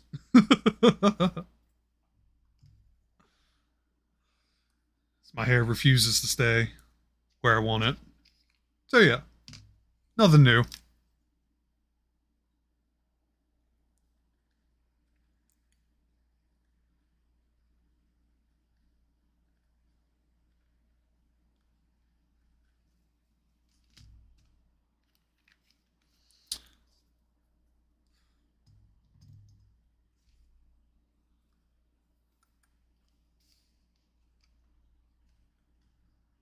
Oh, sweet satisfaction. Let's put a little bit more glue on that.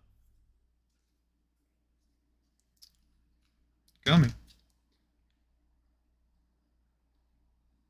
That edge where it's going to be really adhering to.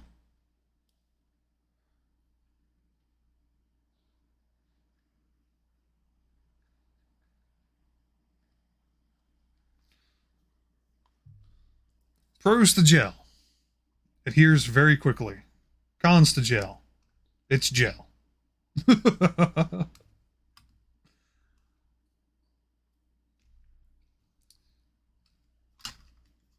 on.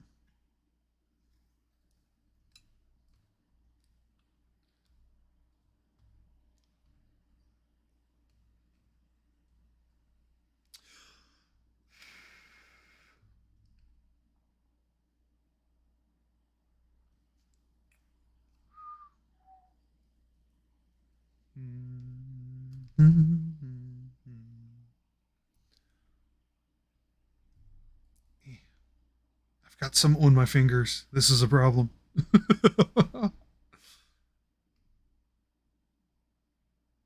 We're just going to let this set.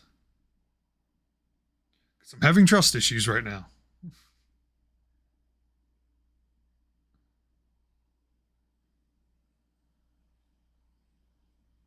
Okay. That satisfies.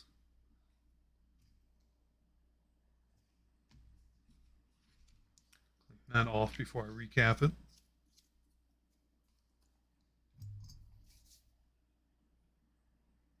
There. Get out. Get up. Get out. Do something with yourself. Damn. All right. Wings attached. Now we have the armor plating.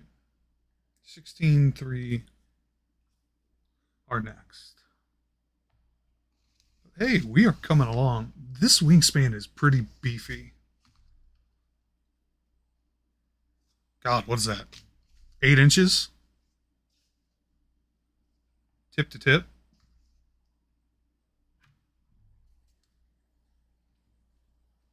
Okay, that's the mask. Good Lord. Axel, good Lord. Get a hold of yourself. All right. Piece number 16 is right here. Let's scoot you back. I need a little bit of breathing room here. No offense, Phoenix. Crowd in my style.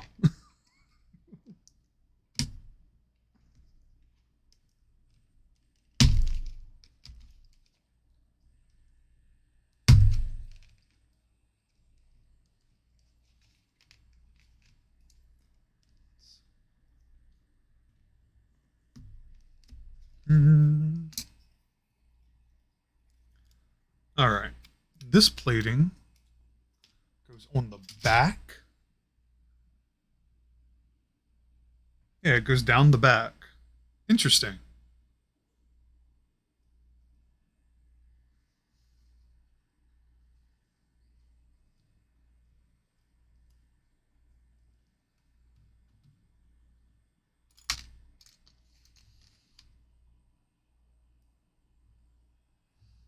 appears to be a nodule.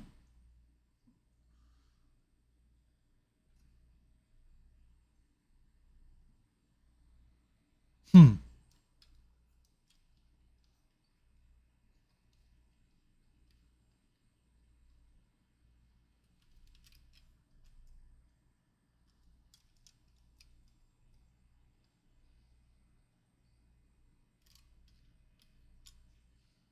All right.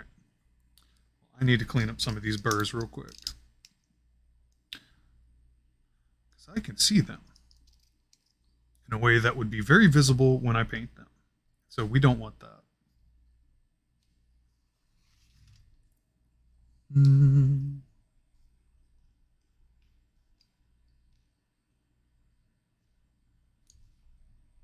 There's one, and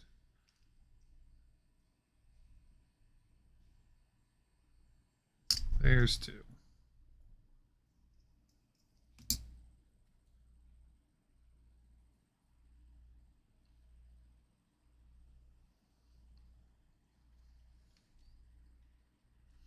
I believe it's gonna sit like so.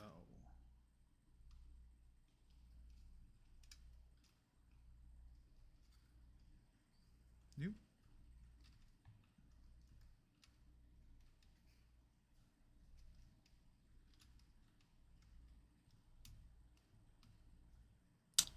Okay, that feels good. That feels locked.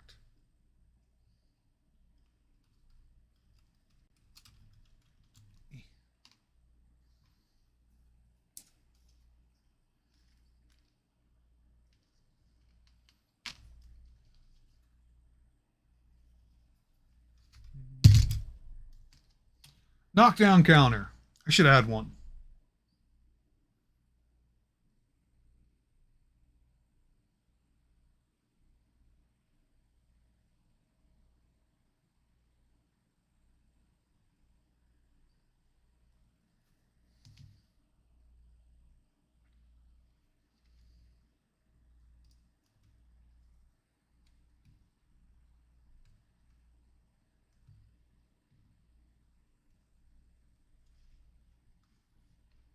Okay, that looks good.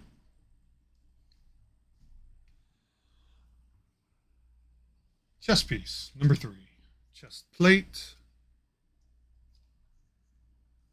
How about we do that axle? Sideways, lengthwise.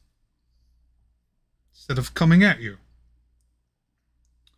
Let's see, that is going to be this piece.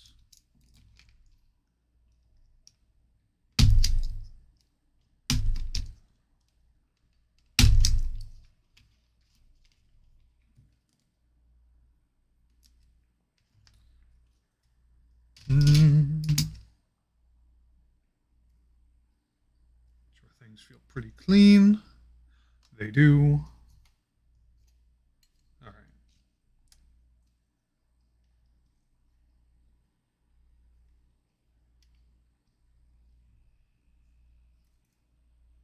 There aren't any nodules.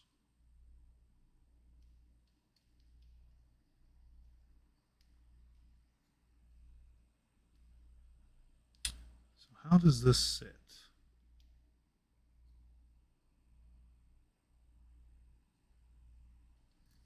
Interesting. There is a groove. Ah, that's it. Okay. Got it. Got it. So let's glue this up.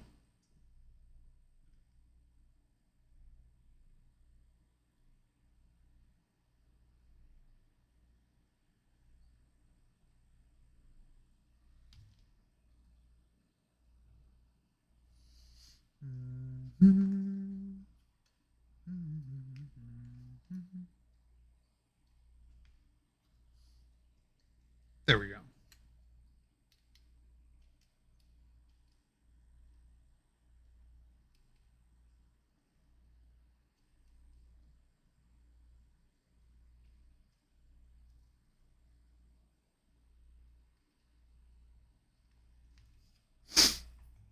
Okay, 17, 14, 13, and 4. a bunch of little pieces that go along the wings. That's what it looks like. So 17 and 4 are the extremities, 14 and 13 are the inside.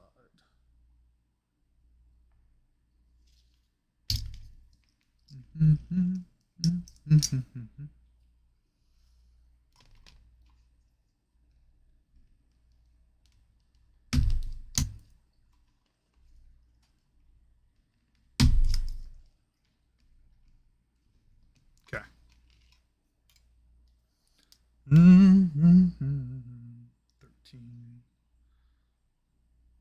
that side and 14 is the other.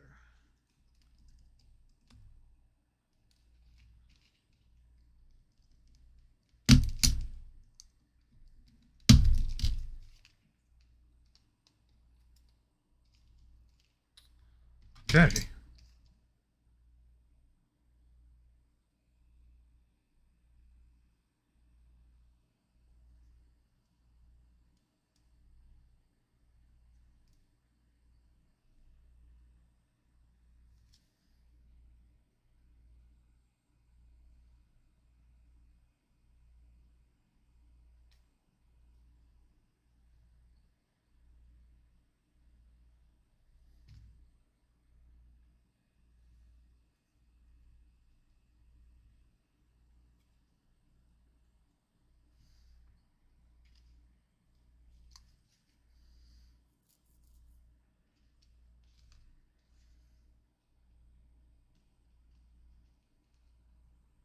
Generate.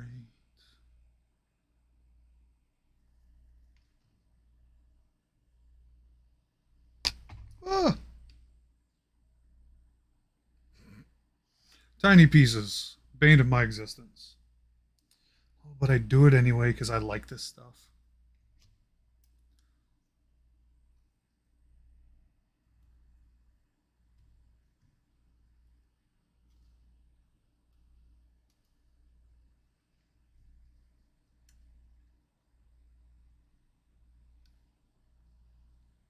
There we go.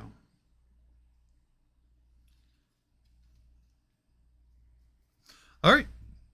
4 and 17, with 4 being the far side.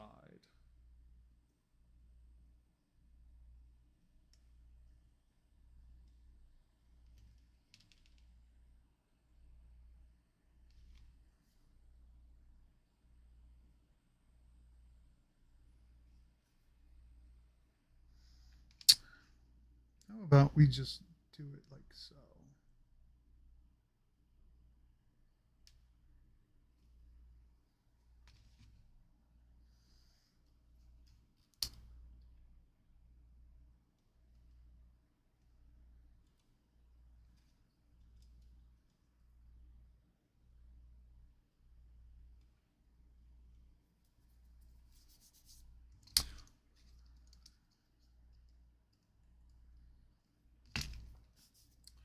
It's terrifying how fast that is.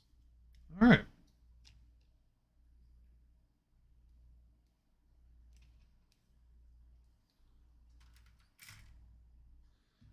And the final piece.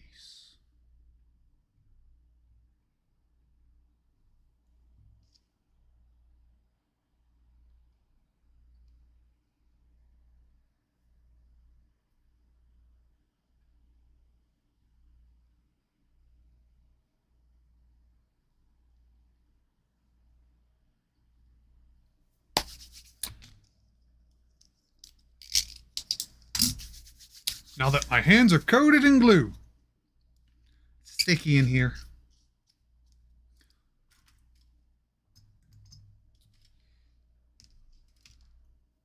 The final piece is its armored mask.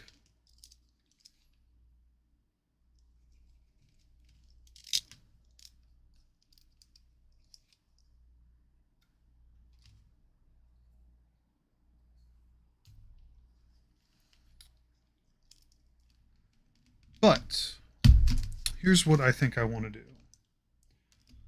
I'm going to put the armored mask on absolutely last. When I say absolutely last, I mean literally when we're done painting it. So I just got to be careful not to lose it. Easy enough, right?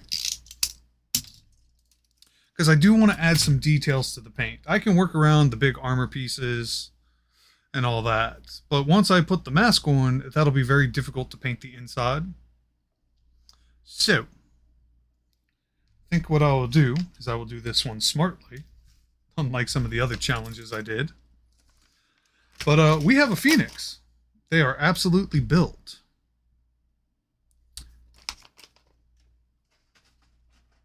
And so what we will do is we're going to let this fully cure.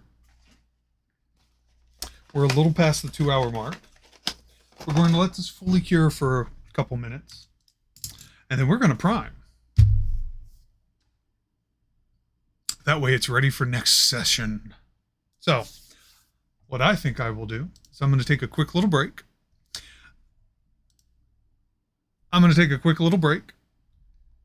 And when I get back, we'll get to priming. So you all chill out, maybe stretch a little bit, get some water, and I will BRB.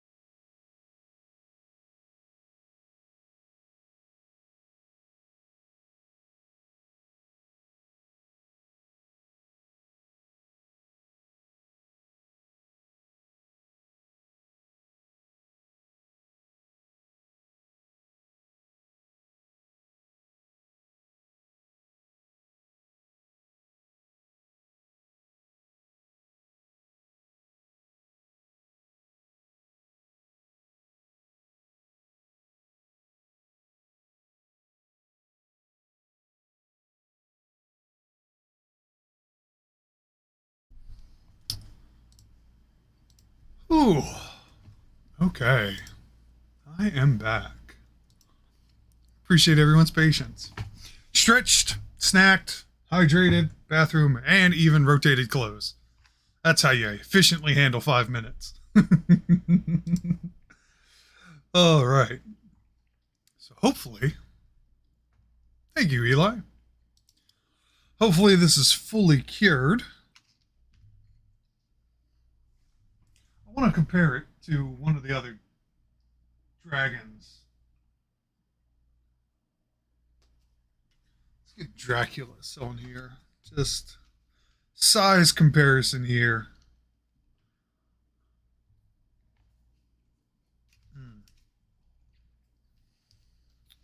They are pretty big minis. Phoenix! Edgeworth. If you get that reference, gold star for you.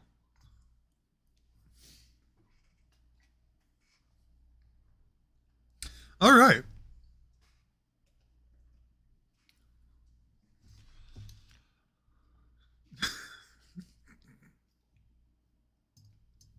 Phoenix down. No. Phoenix right.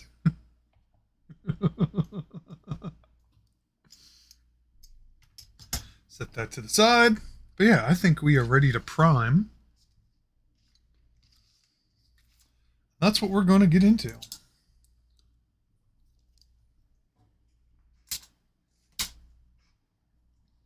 Objection. Overruled. Which, interestingly enough, I can correlate the Ace Attorney games to D&D. And that is simply Sam Riegel from Critical Role. He does the voice of Phoenix Wright. Actually, let me shake this up real quick. I wonder if the mic's picking up that noise. That's a fun noise.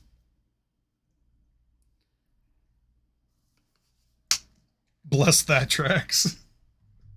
Done it? All right. All right. We're going to start priming. And I think I'm going to start with the base, which oddly enough is cranked up for this track. Start with the base.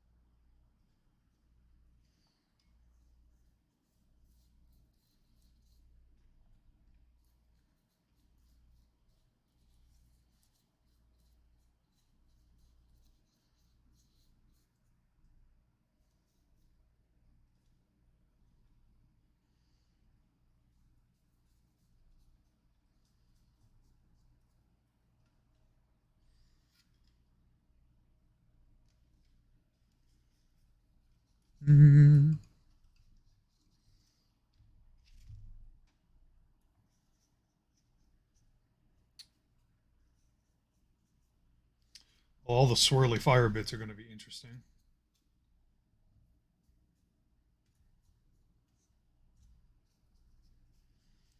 Just realized that. I'm going to have to do light because I don't want to fill in some of the small spaces with the primer. I want to be able to coat inside of them, but also add the color later.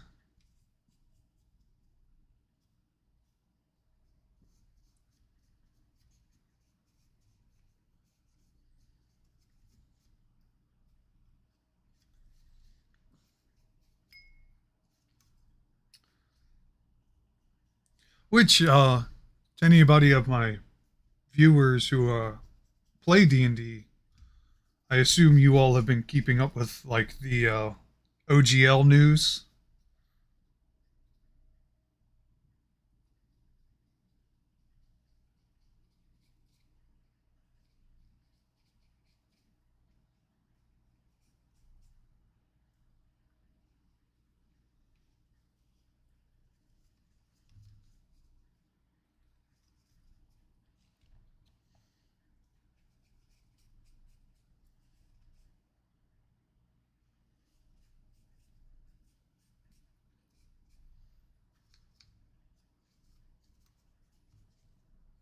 It's a wreck. It very much is, Eli. And you want to know what the most, like, for me, the most terrible thing, the most heart wrenching thing about it is that Hasbro and Wizards have been absolutely silent despite how much of a problem it is.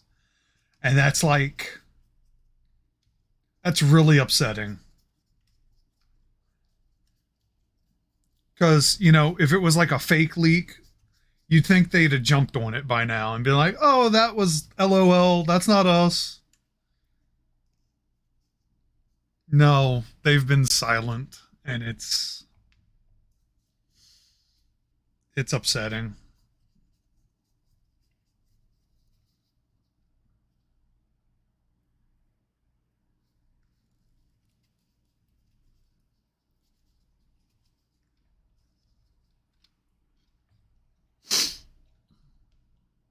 Seems like things are falling apart internally. Yeah. I think for a lot of the community, we were just sort of waiting. And the reason I say that is because the CEO of Wizards, she exactly wasn't like quiet about some of the things. Like when she was hired, she's just like, we really want to monetize, uh, Wizards of the Coast like video games. Like there's a statement of her basically saying that. And I guess we were just kind of like, how do you mean? And this happened.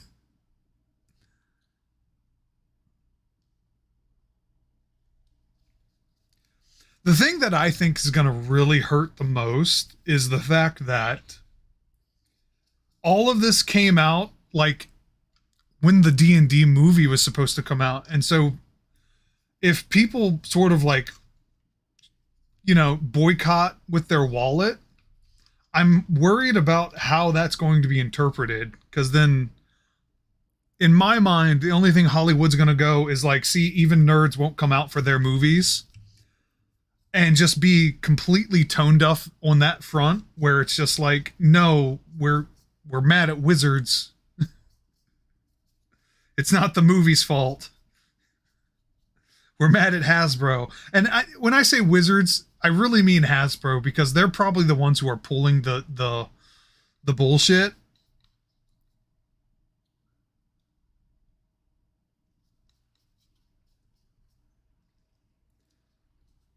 I really want to think it's Hasbro's, the corporate suits that are the ones really behind the mask. But I guess only time will tell.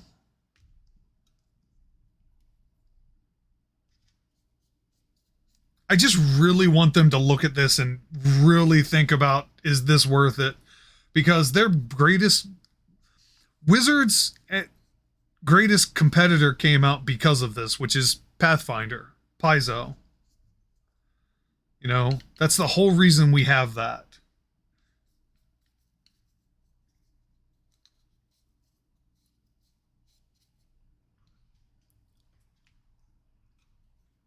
I agree with that, Eli. I'm very curious as to like what they could possibly say. I want them to say something. Like the whole community right now, for once in its entire life, is unified because of you. Say something. Please say something.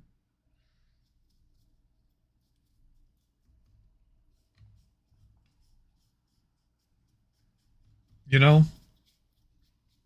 which for anybody who's not aware, anybody who doesn't understand what's going on, there was a recent within the last couple of years, a new CEO at Wizards, who was just like, we want to monetize D&D, the brand, similar to like they do with video games and things. So they wanted to really kind of crank out the monetary value because Hasbro has been pressuring Wizards of the Coast to make more money. So I guess the solution for them was the next iteration of D&D. We're currently in 5th edition, called 1D&D, where they were going to change, this was leaked, they were going to change their OGL, which is the Open Gaming License. And what that is it's Dungeons and Dragons and Wizards of the Coast essentially promise to other content creators who are just like, hey, you can use our properties as long as you give us appropriate credit. Well, there was a big leak for the new upcoming OGL for 1D&D, which is supposed to be like the 6th edition of the entirety of the game. And it was essentially a noose for a lot of the community and content creators of the community. Simply put, that anything that you essentially made, they would get a cut of. They owned it in its entirety. And the other really big red flag was that all prior OGLs were considered null and void.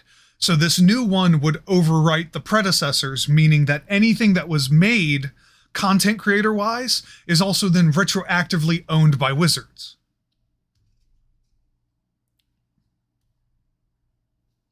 And it was a huge uproar in the community about it. Particularly because it was leaked from a valid source that was then published on Gizmodo. And it's been a wild ride.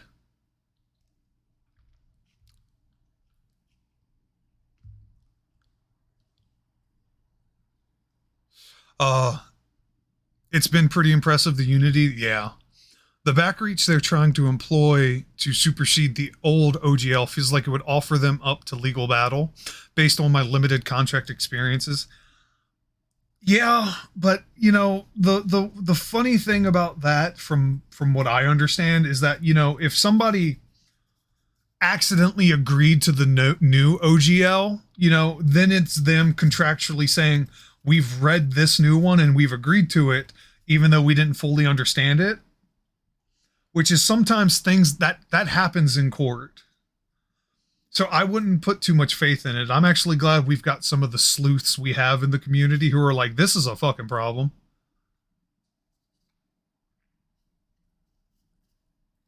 But yeah, essentially the way it's read, it seems like Wizards and by extension Hasbro, who I think is the real problem here, would just be able to own all of your content. And then if you were making a set amount of money, they want to cut and all of that shit. I'm very curious as to how like Critical Role is going to handle this going forward. They've been very quiet too, which makes sense because a lot of people assume they're sort of the face of the whole D&D movement that's been the last 7-8 years. So I'm genuinely curious as to what they're going to do, because not only are they sort of like a face of the community, but like people, they have shit published by Wizards, like clearly.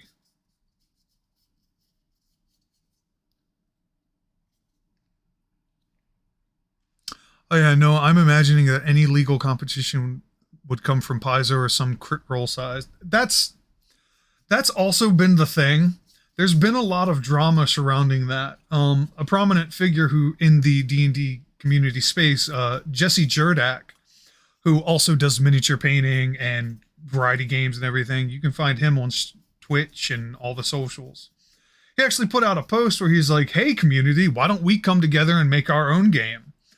And essentially got Like there were people who agree with him, and then there were people who were just angry at him for that comment because I guess they don't want to transition to another system, or they don't want to make a new system.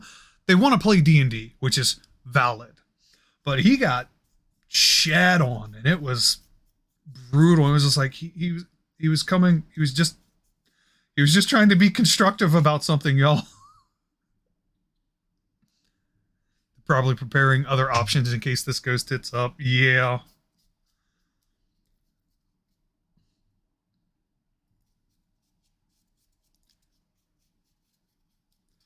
My problem is how the community, like some individuals came at him about it. It's just like you can disagree and do it in a way that isn't just like being a rage monster.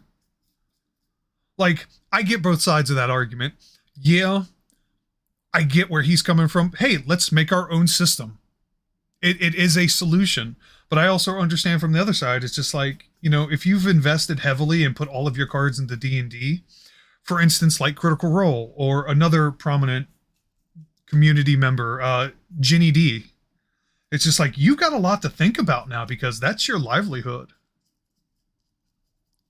Fortunately, I just paint minis and talk shit. Although I have considered doing like live plays. But I really want Wizards to like get their shit, not Wizards, but Hasbro to get their shit together. I think one of the biggest things for me is that I do remember there being rumors, and some of it was actually like founded in data, that Hasbro's was considering pawning off Wizards because Wizards isn't making a whole lot of money, or it hasn't been. And it's just like, what the shit happened here? I'll be honest, if this OGL does go through, I'll probably still play 5e, but I'll never buy. Valid. I agree with you on that. I'm also, I get the digital appeal for one D&D, because that's like the big transition. Sure, there'll still be physical copies of things, but for them, the big transition is getting in the digital space, because they hired a bunch of programmers and artists, and essentially they're going to make their own virtual tabletop engine. But for me, playing in person is where it's at. Playing in person is so much different than playing online. Granted, playing online is valid, and it's a great way to do it when you're far away from your loved ones and friends. It's a great way to do it when you're being safe. You know, if people catch COVID or they're sick, it's a great way to keep things going. But like playing in person is being able to sit there, see people's reactions, and break bread with your friends and family is such a validating experience.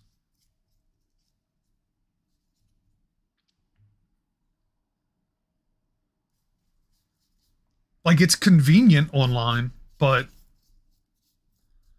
that's really kind of where it ends. Like, if you need your itch or you can't find a group, it's totally a great way to play D&D and fulfill that need. But in person is just such a different, it's an emotional connection and a physical one, you know? You're sharing minds, you're breaking bread with friends, having food and an adventure or two.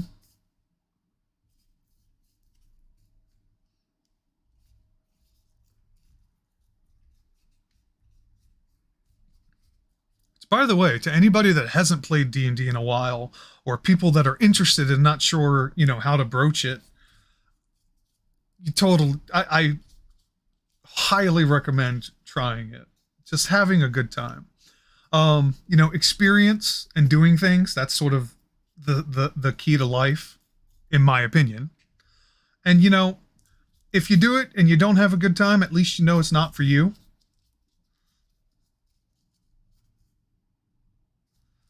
But I promise you'll probably have a good time. Especially when you find your group, your right group. Because there's so many different ways to play these tabletop role-playing games. So many different ways to experience them.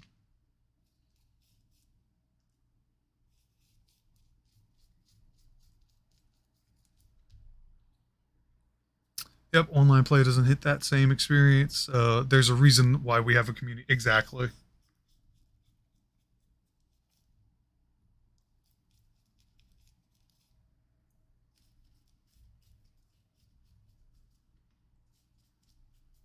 Which, by the way, to any of the viewers, if you have any questions about that kind of stuff, I'm more than happy to talk about it. I'm more than happy to answer to the best of my abilities. I've been a DM for 8+ years. I've also been a player.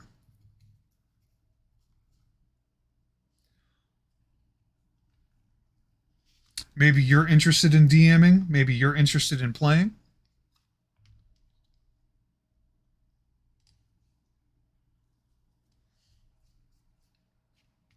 One of the things that I do really appreciate about D&D is how I started, which was literally just pen, paper, and dice. You don't have to get super extravagant like I do with miniatures and terrain and all that. It enhances the experience, but it's not necessary for it, you know? I like having the visual aids because then I'm able to delegate brain space to other things. Because I tend to get descriptive. And if I don't have to describe the phoenix because it's placed in front of you, I can describe other things. Like, I don't know, how it's burning you alive.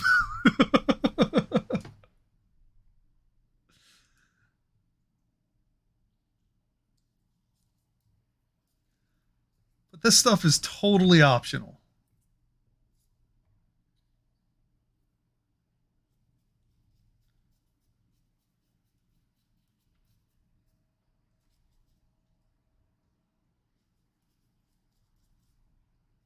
It is fun, though. It very much is, Eli.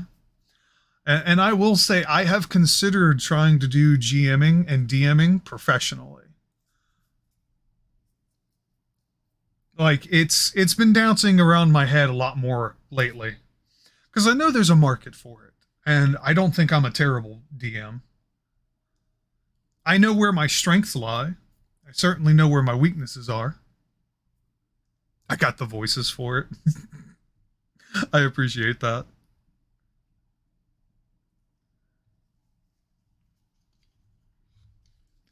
I know if Stuber was here and Smarshmallow were in chat, they would be all on that. And I'm totally calling them out. Just for funsies. Because they're silly like that.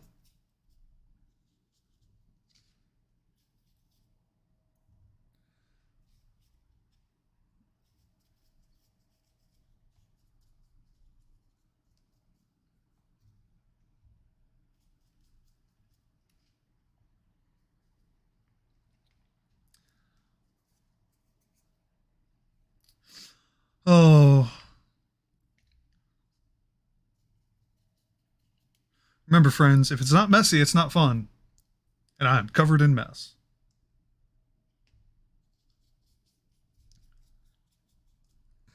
Things you can say about both arts and crafts and sex. If it's not messy, it's not fun.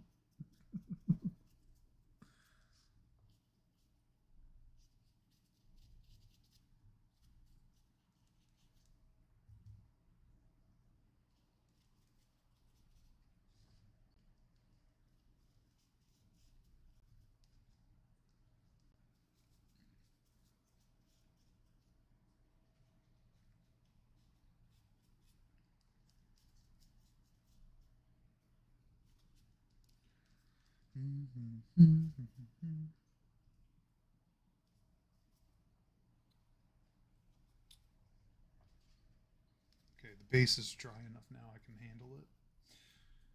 Finish off the head.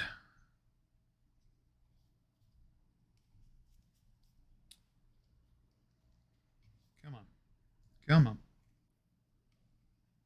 There we go.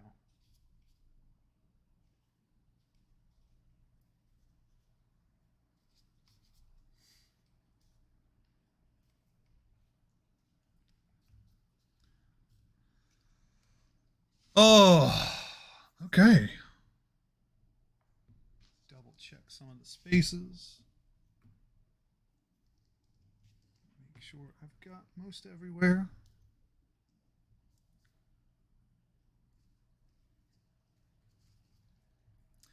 Yeah, I think we're doing pretty good.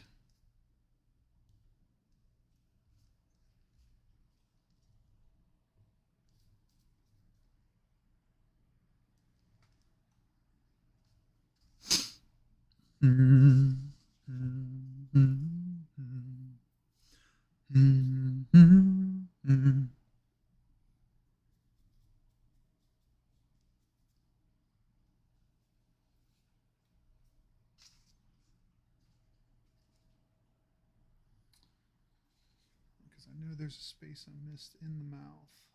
There we go. Oh, missed a spot behind the legs. Don't know if I can get to it with this brush. I'm going to try.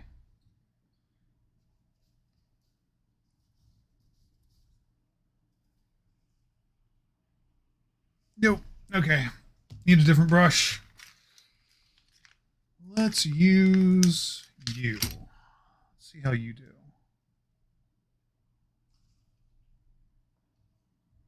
Much better.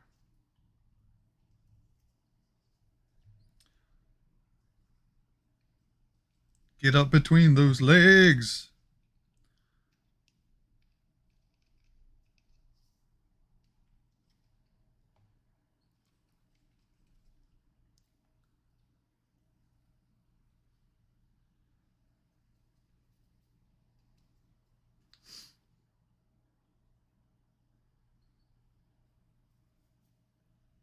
I'm going to use this brush to get underneath the armor.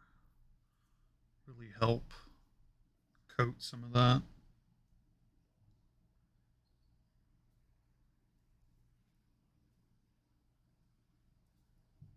Yeah, that's better. Much better.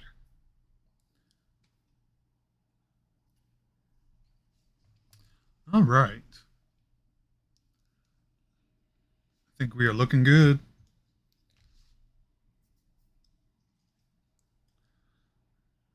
Now for the mask.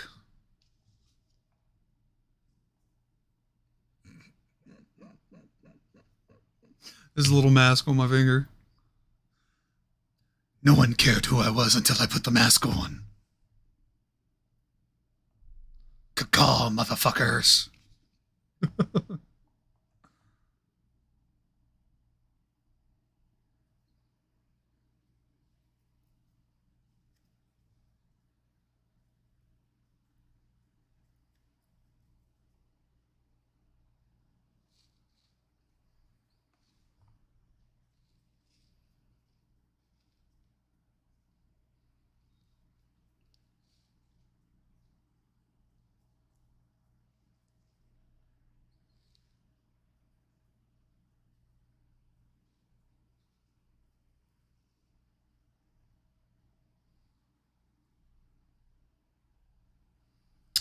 Now to paint the backside.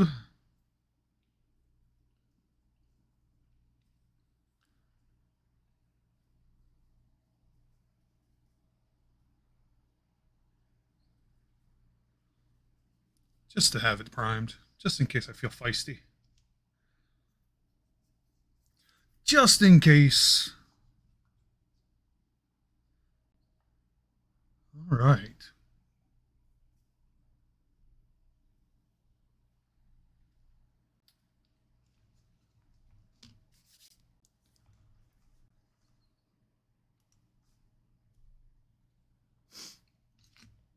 I can dig it.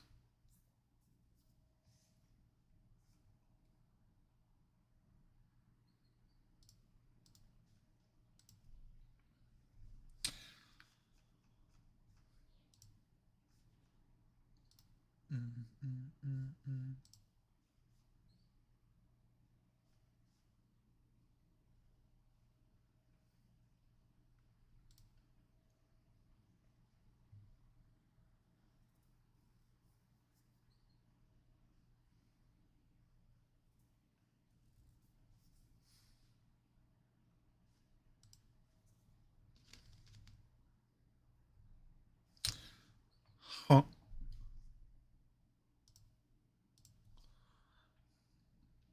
All right. I'm just double checking, making sure there's got every bit that I want. and some I don't. Code it.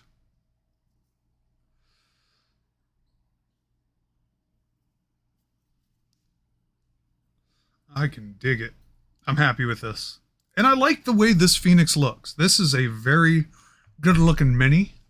And I'm already considering all the different colors I'm going to be painting this thing. Like I was suggesting earlier, you know, I could do traditional red and orange Fire Phoenix.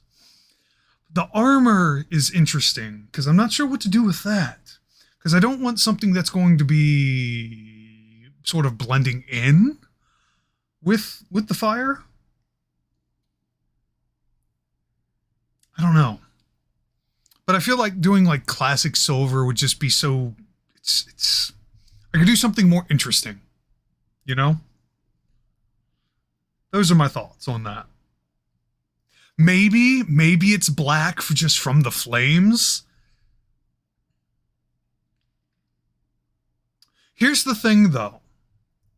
I was considering doing some like blues and purple hues as well. Because, you know, fire is a spectrum. It's got different shades depending on the heat. And, you know, I'd like to envision that the core of the Phoenix is hotter and more vibrant in most cases. I don't know. I might have to look up some Birds of Paradise for like reference for colors and stuff.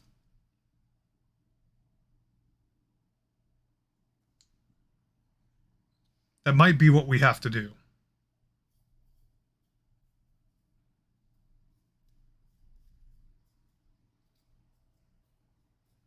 Because I want it to be interesting. You know, if I'm going to use it for my world, for Fractus, which is my main core world, I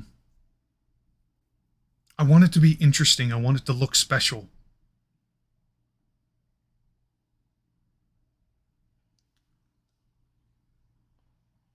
By the way, I don't know why this version has the like radio DJ part about it, because that was not my intentions. So I apologize. We're not listening to a live station.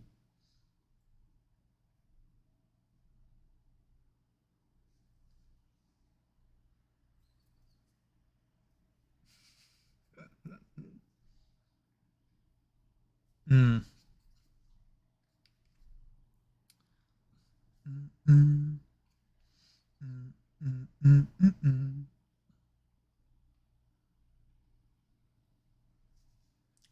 Call, motherfucker. Call.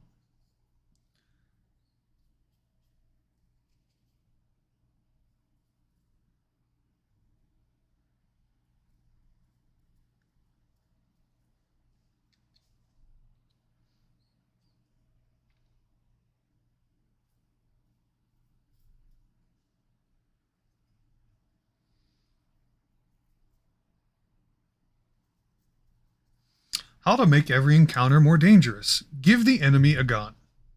This regal phoenix falls from the sky and lands on the ground with a resounding thoom, rears back, screeches, and then pulls out a gun and just starts unloading.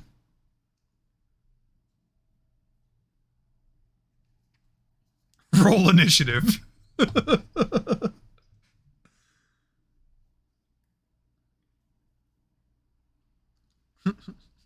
Rocks fall, and then they shoot you.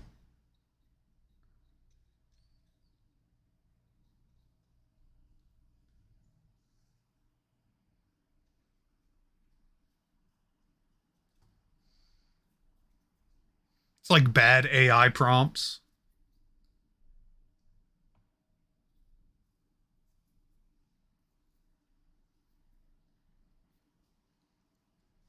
Hmm.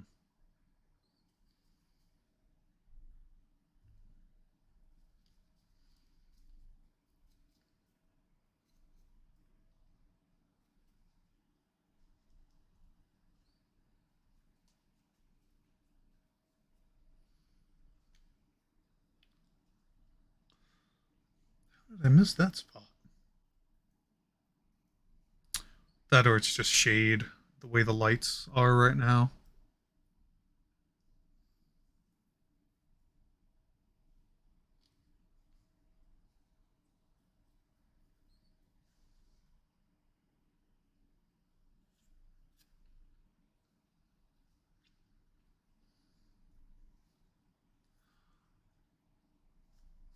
Yeah, put that in your Fortnite. A Phoenix with guns. Watch that be a crossover that happens if all the dust settles.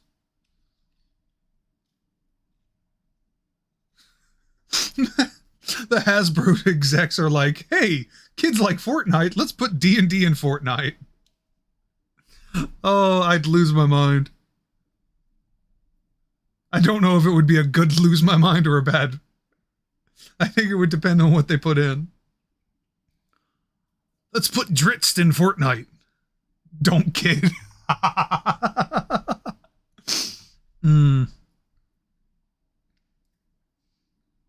You telling me you don't want to play Dritz in Fortnite, Eli?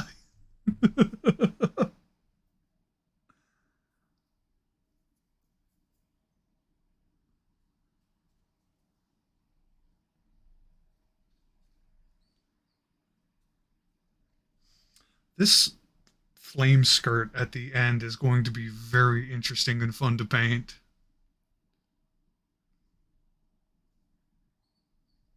And I genuinely cannot wait for next Monday. If you go swinging enough bats, you'll hit a hornet's nest. That is true. That is a very beautiful phrase, Eli. If you go swinging enough bats, you'll hit a hornet's nest. Oh, God. Oh, call those biological landmines.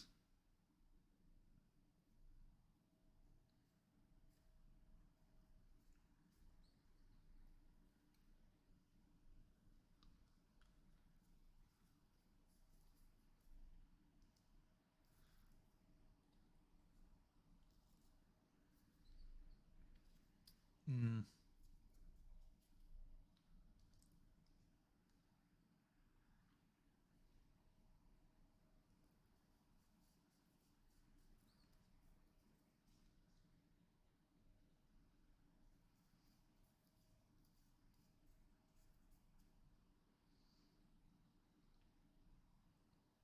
Oh, this will be weird. Because I just realized some of the texture on the wings. Like there's feathers. Like there's the armor right there. Feathers, bigger feathers, and then there's like fiery veins. Oh, this will be interesting. Yep, there's the DJ again. All right, now that's done.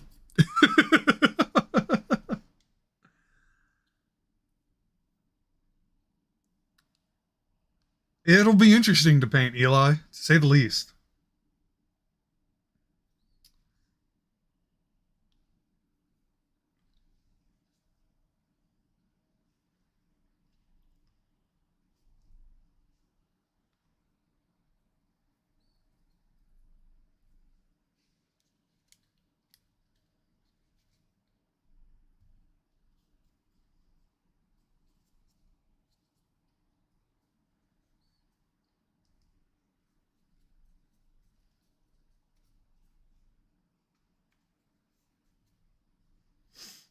Mm, mm, mm, mm.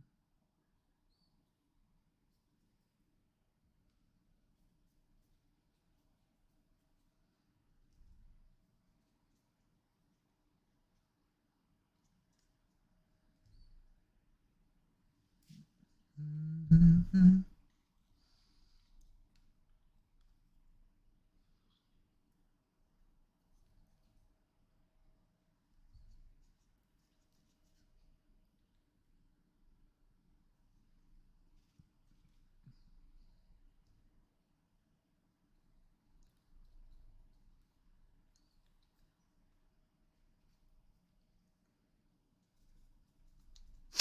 mm.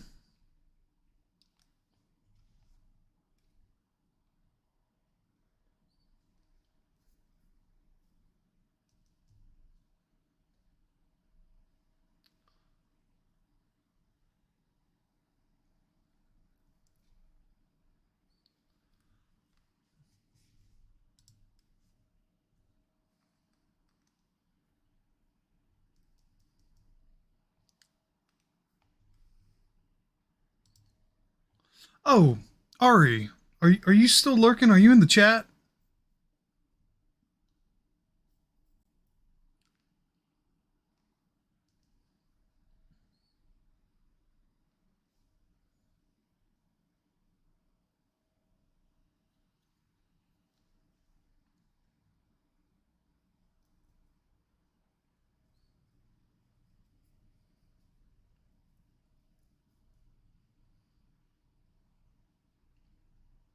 She might have me muted if she's still lurking.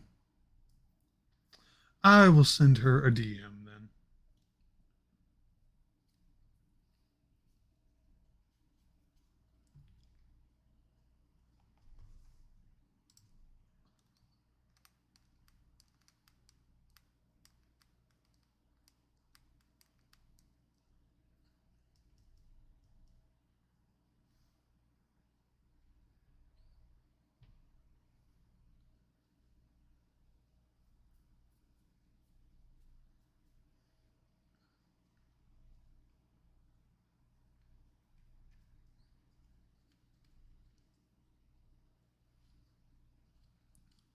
Hmm.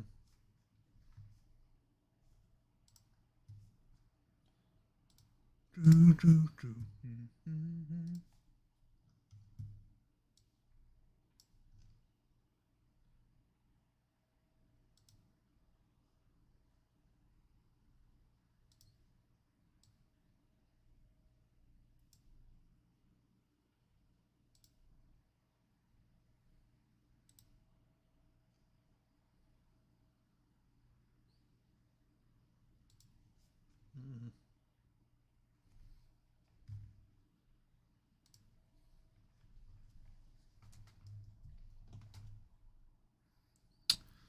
Oh, goodness gracious.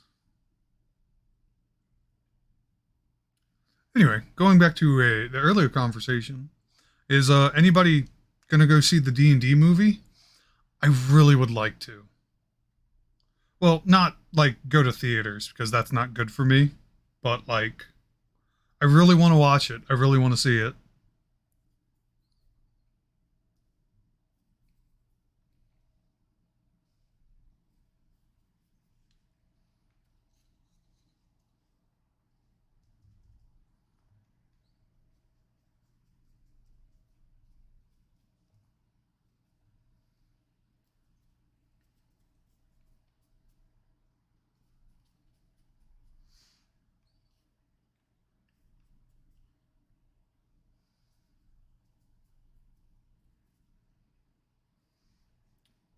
I'm very much interested to see how that does. Because we haven't had any good like D&D media outside of Critical Role putting out their animated series.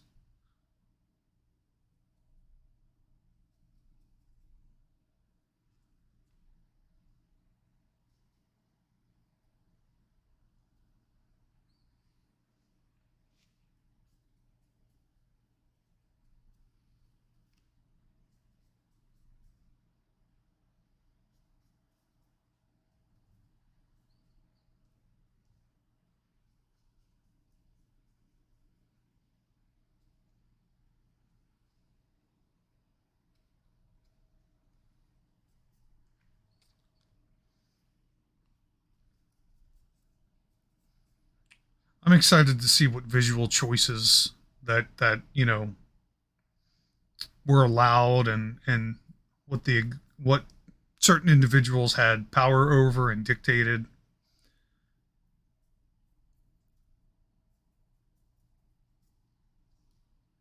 See some of the places that they've decided to actually put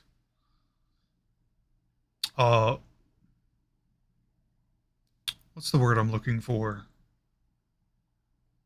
Like the visuals, the landscapes, the places, you know, like if it's Dragonlance or Eberron or places like that. Because a lot of the art is very from the books, a lot of the art is very loose fantasy. So to have it like in a movie, there's some direction that is solid guidance.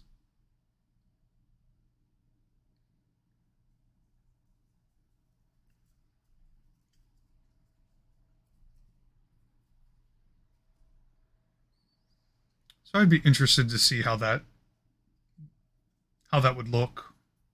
What decisions were made.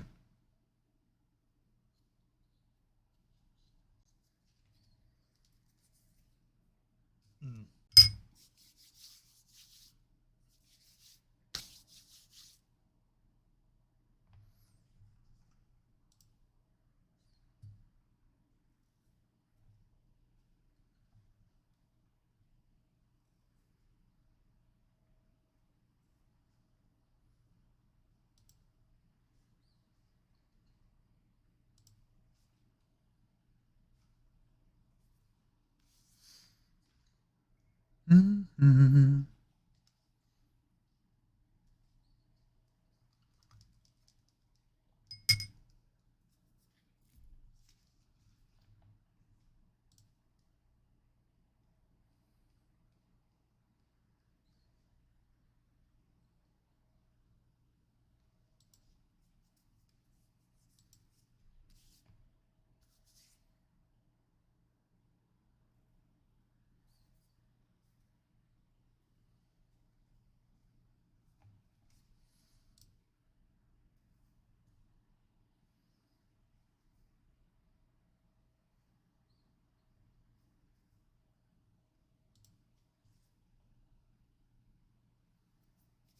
Hmm.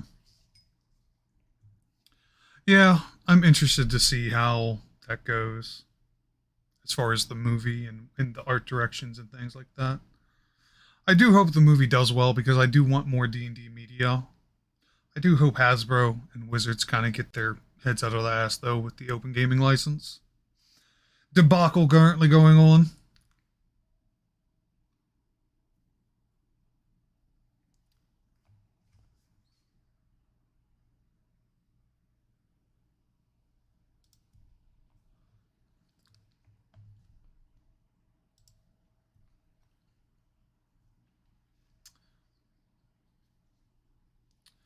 But y'all, with all that said and done,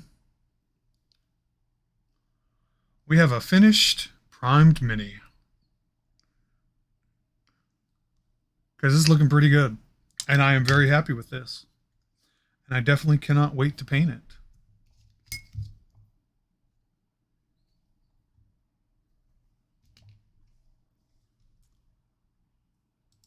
But yeah, I'm gonna say we're done. We are finished. Go on and look at that. Coming at you. No, I'm very satisfied. I'm very happy with that. But yeah, I think we are done. We're done with the mini. Until next week, that is. So, yeah, there you go, friends.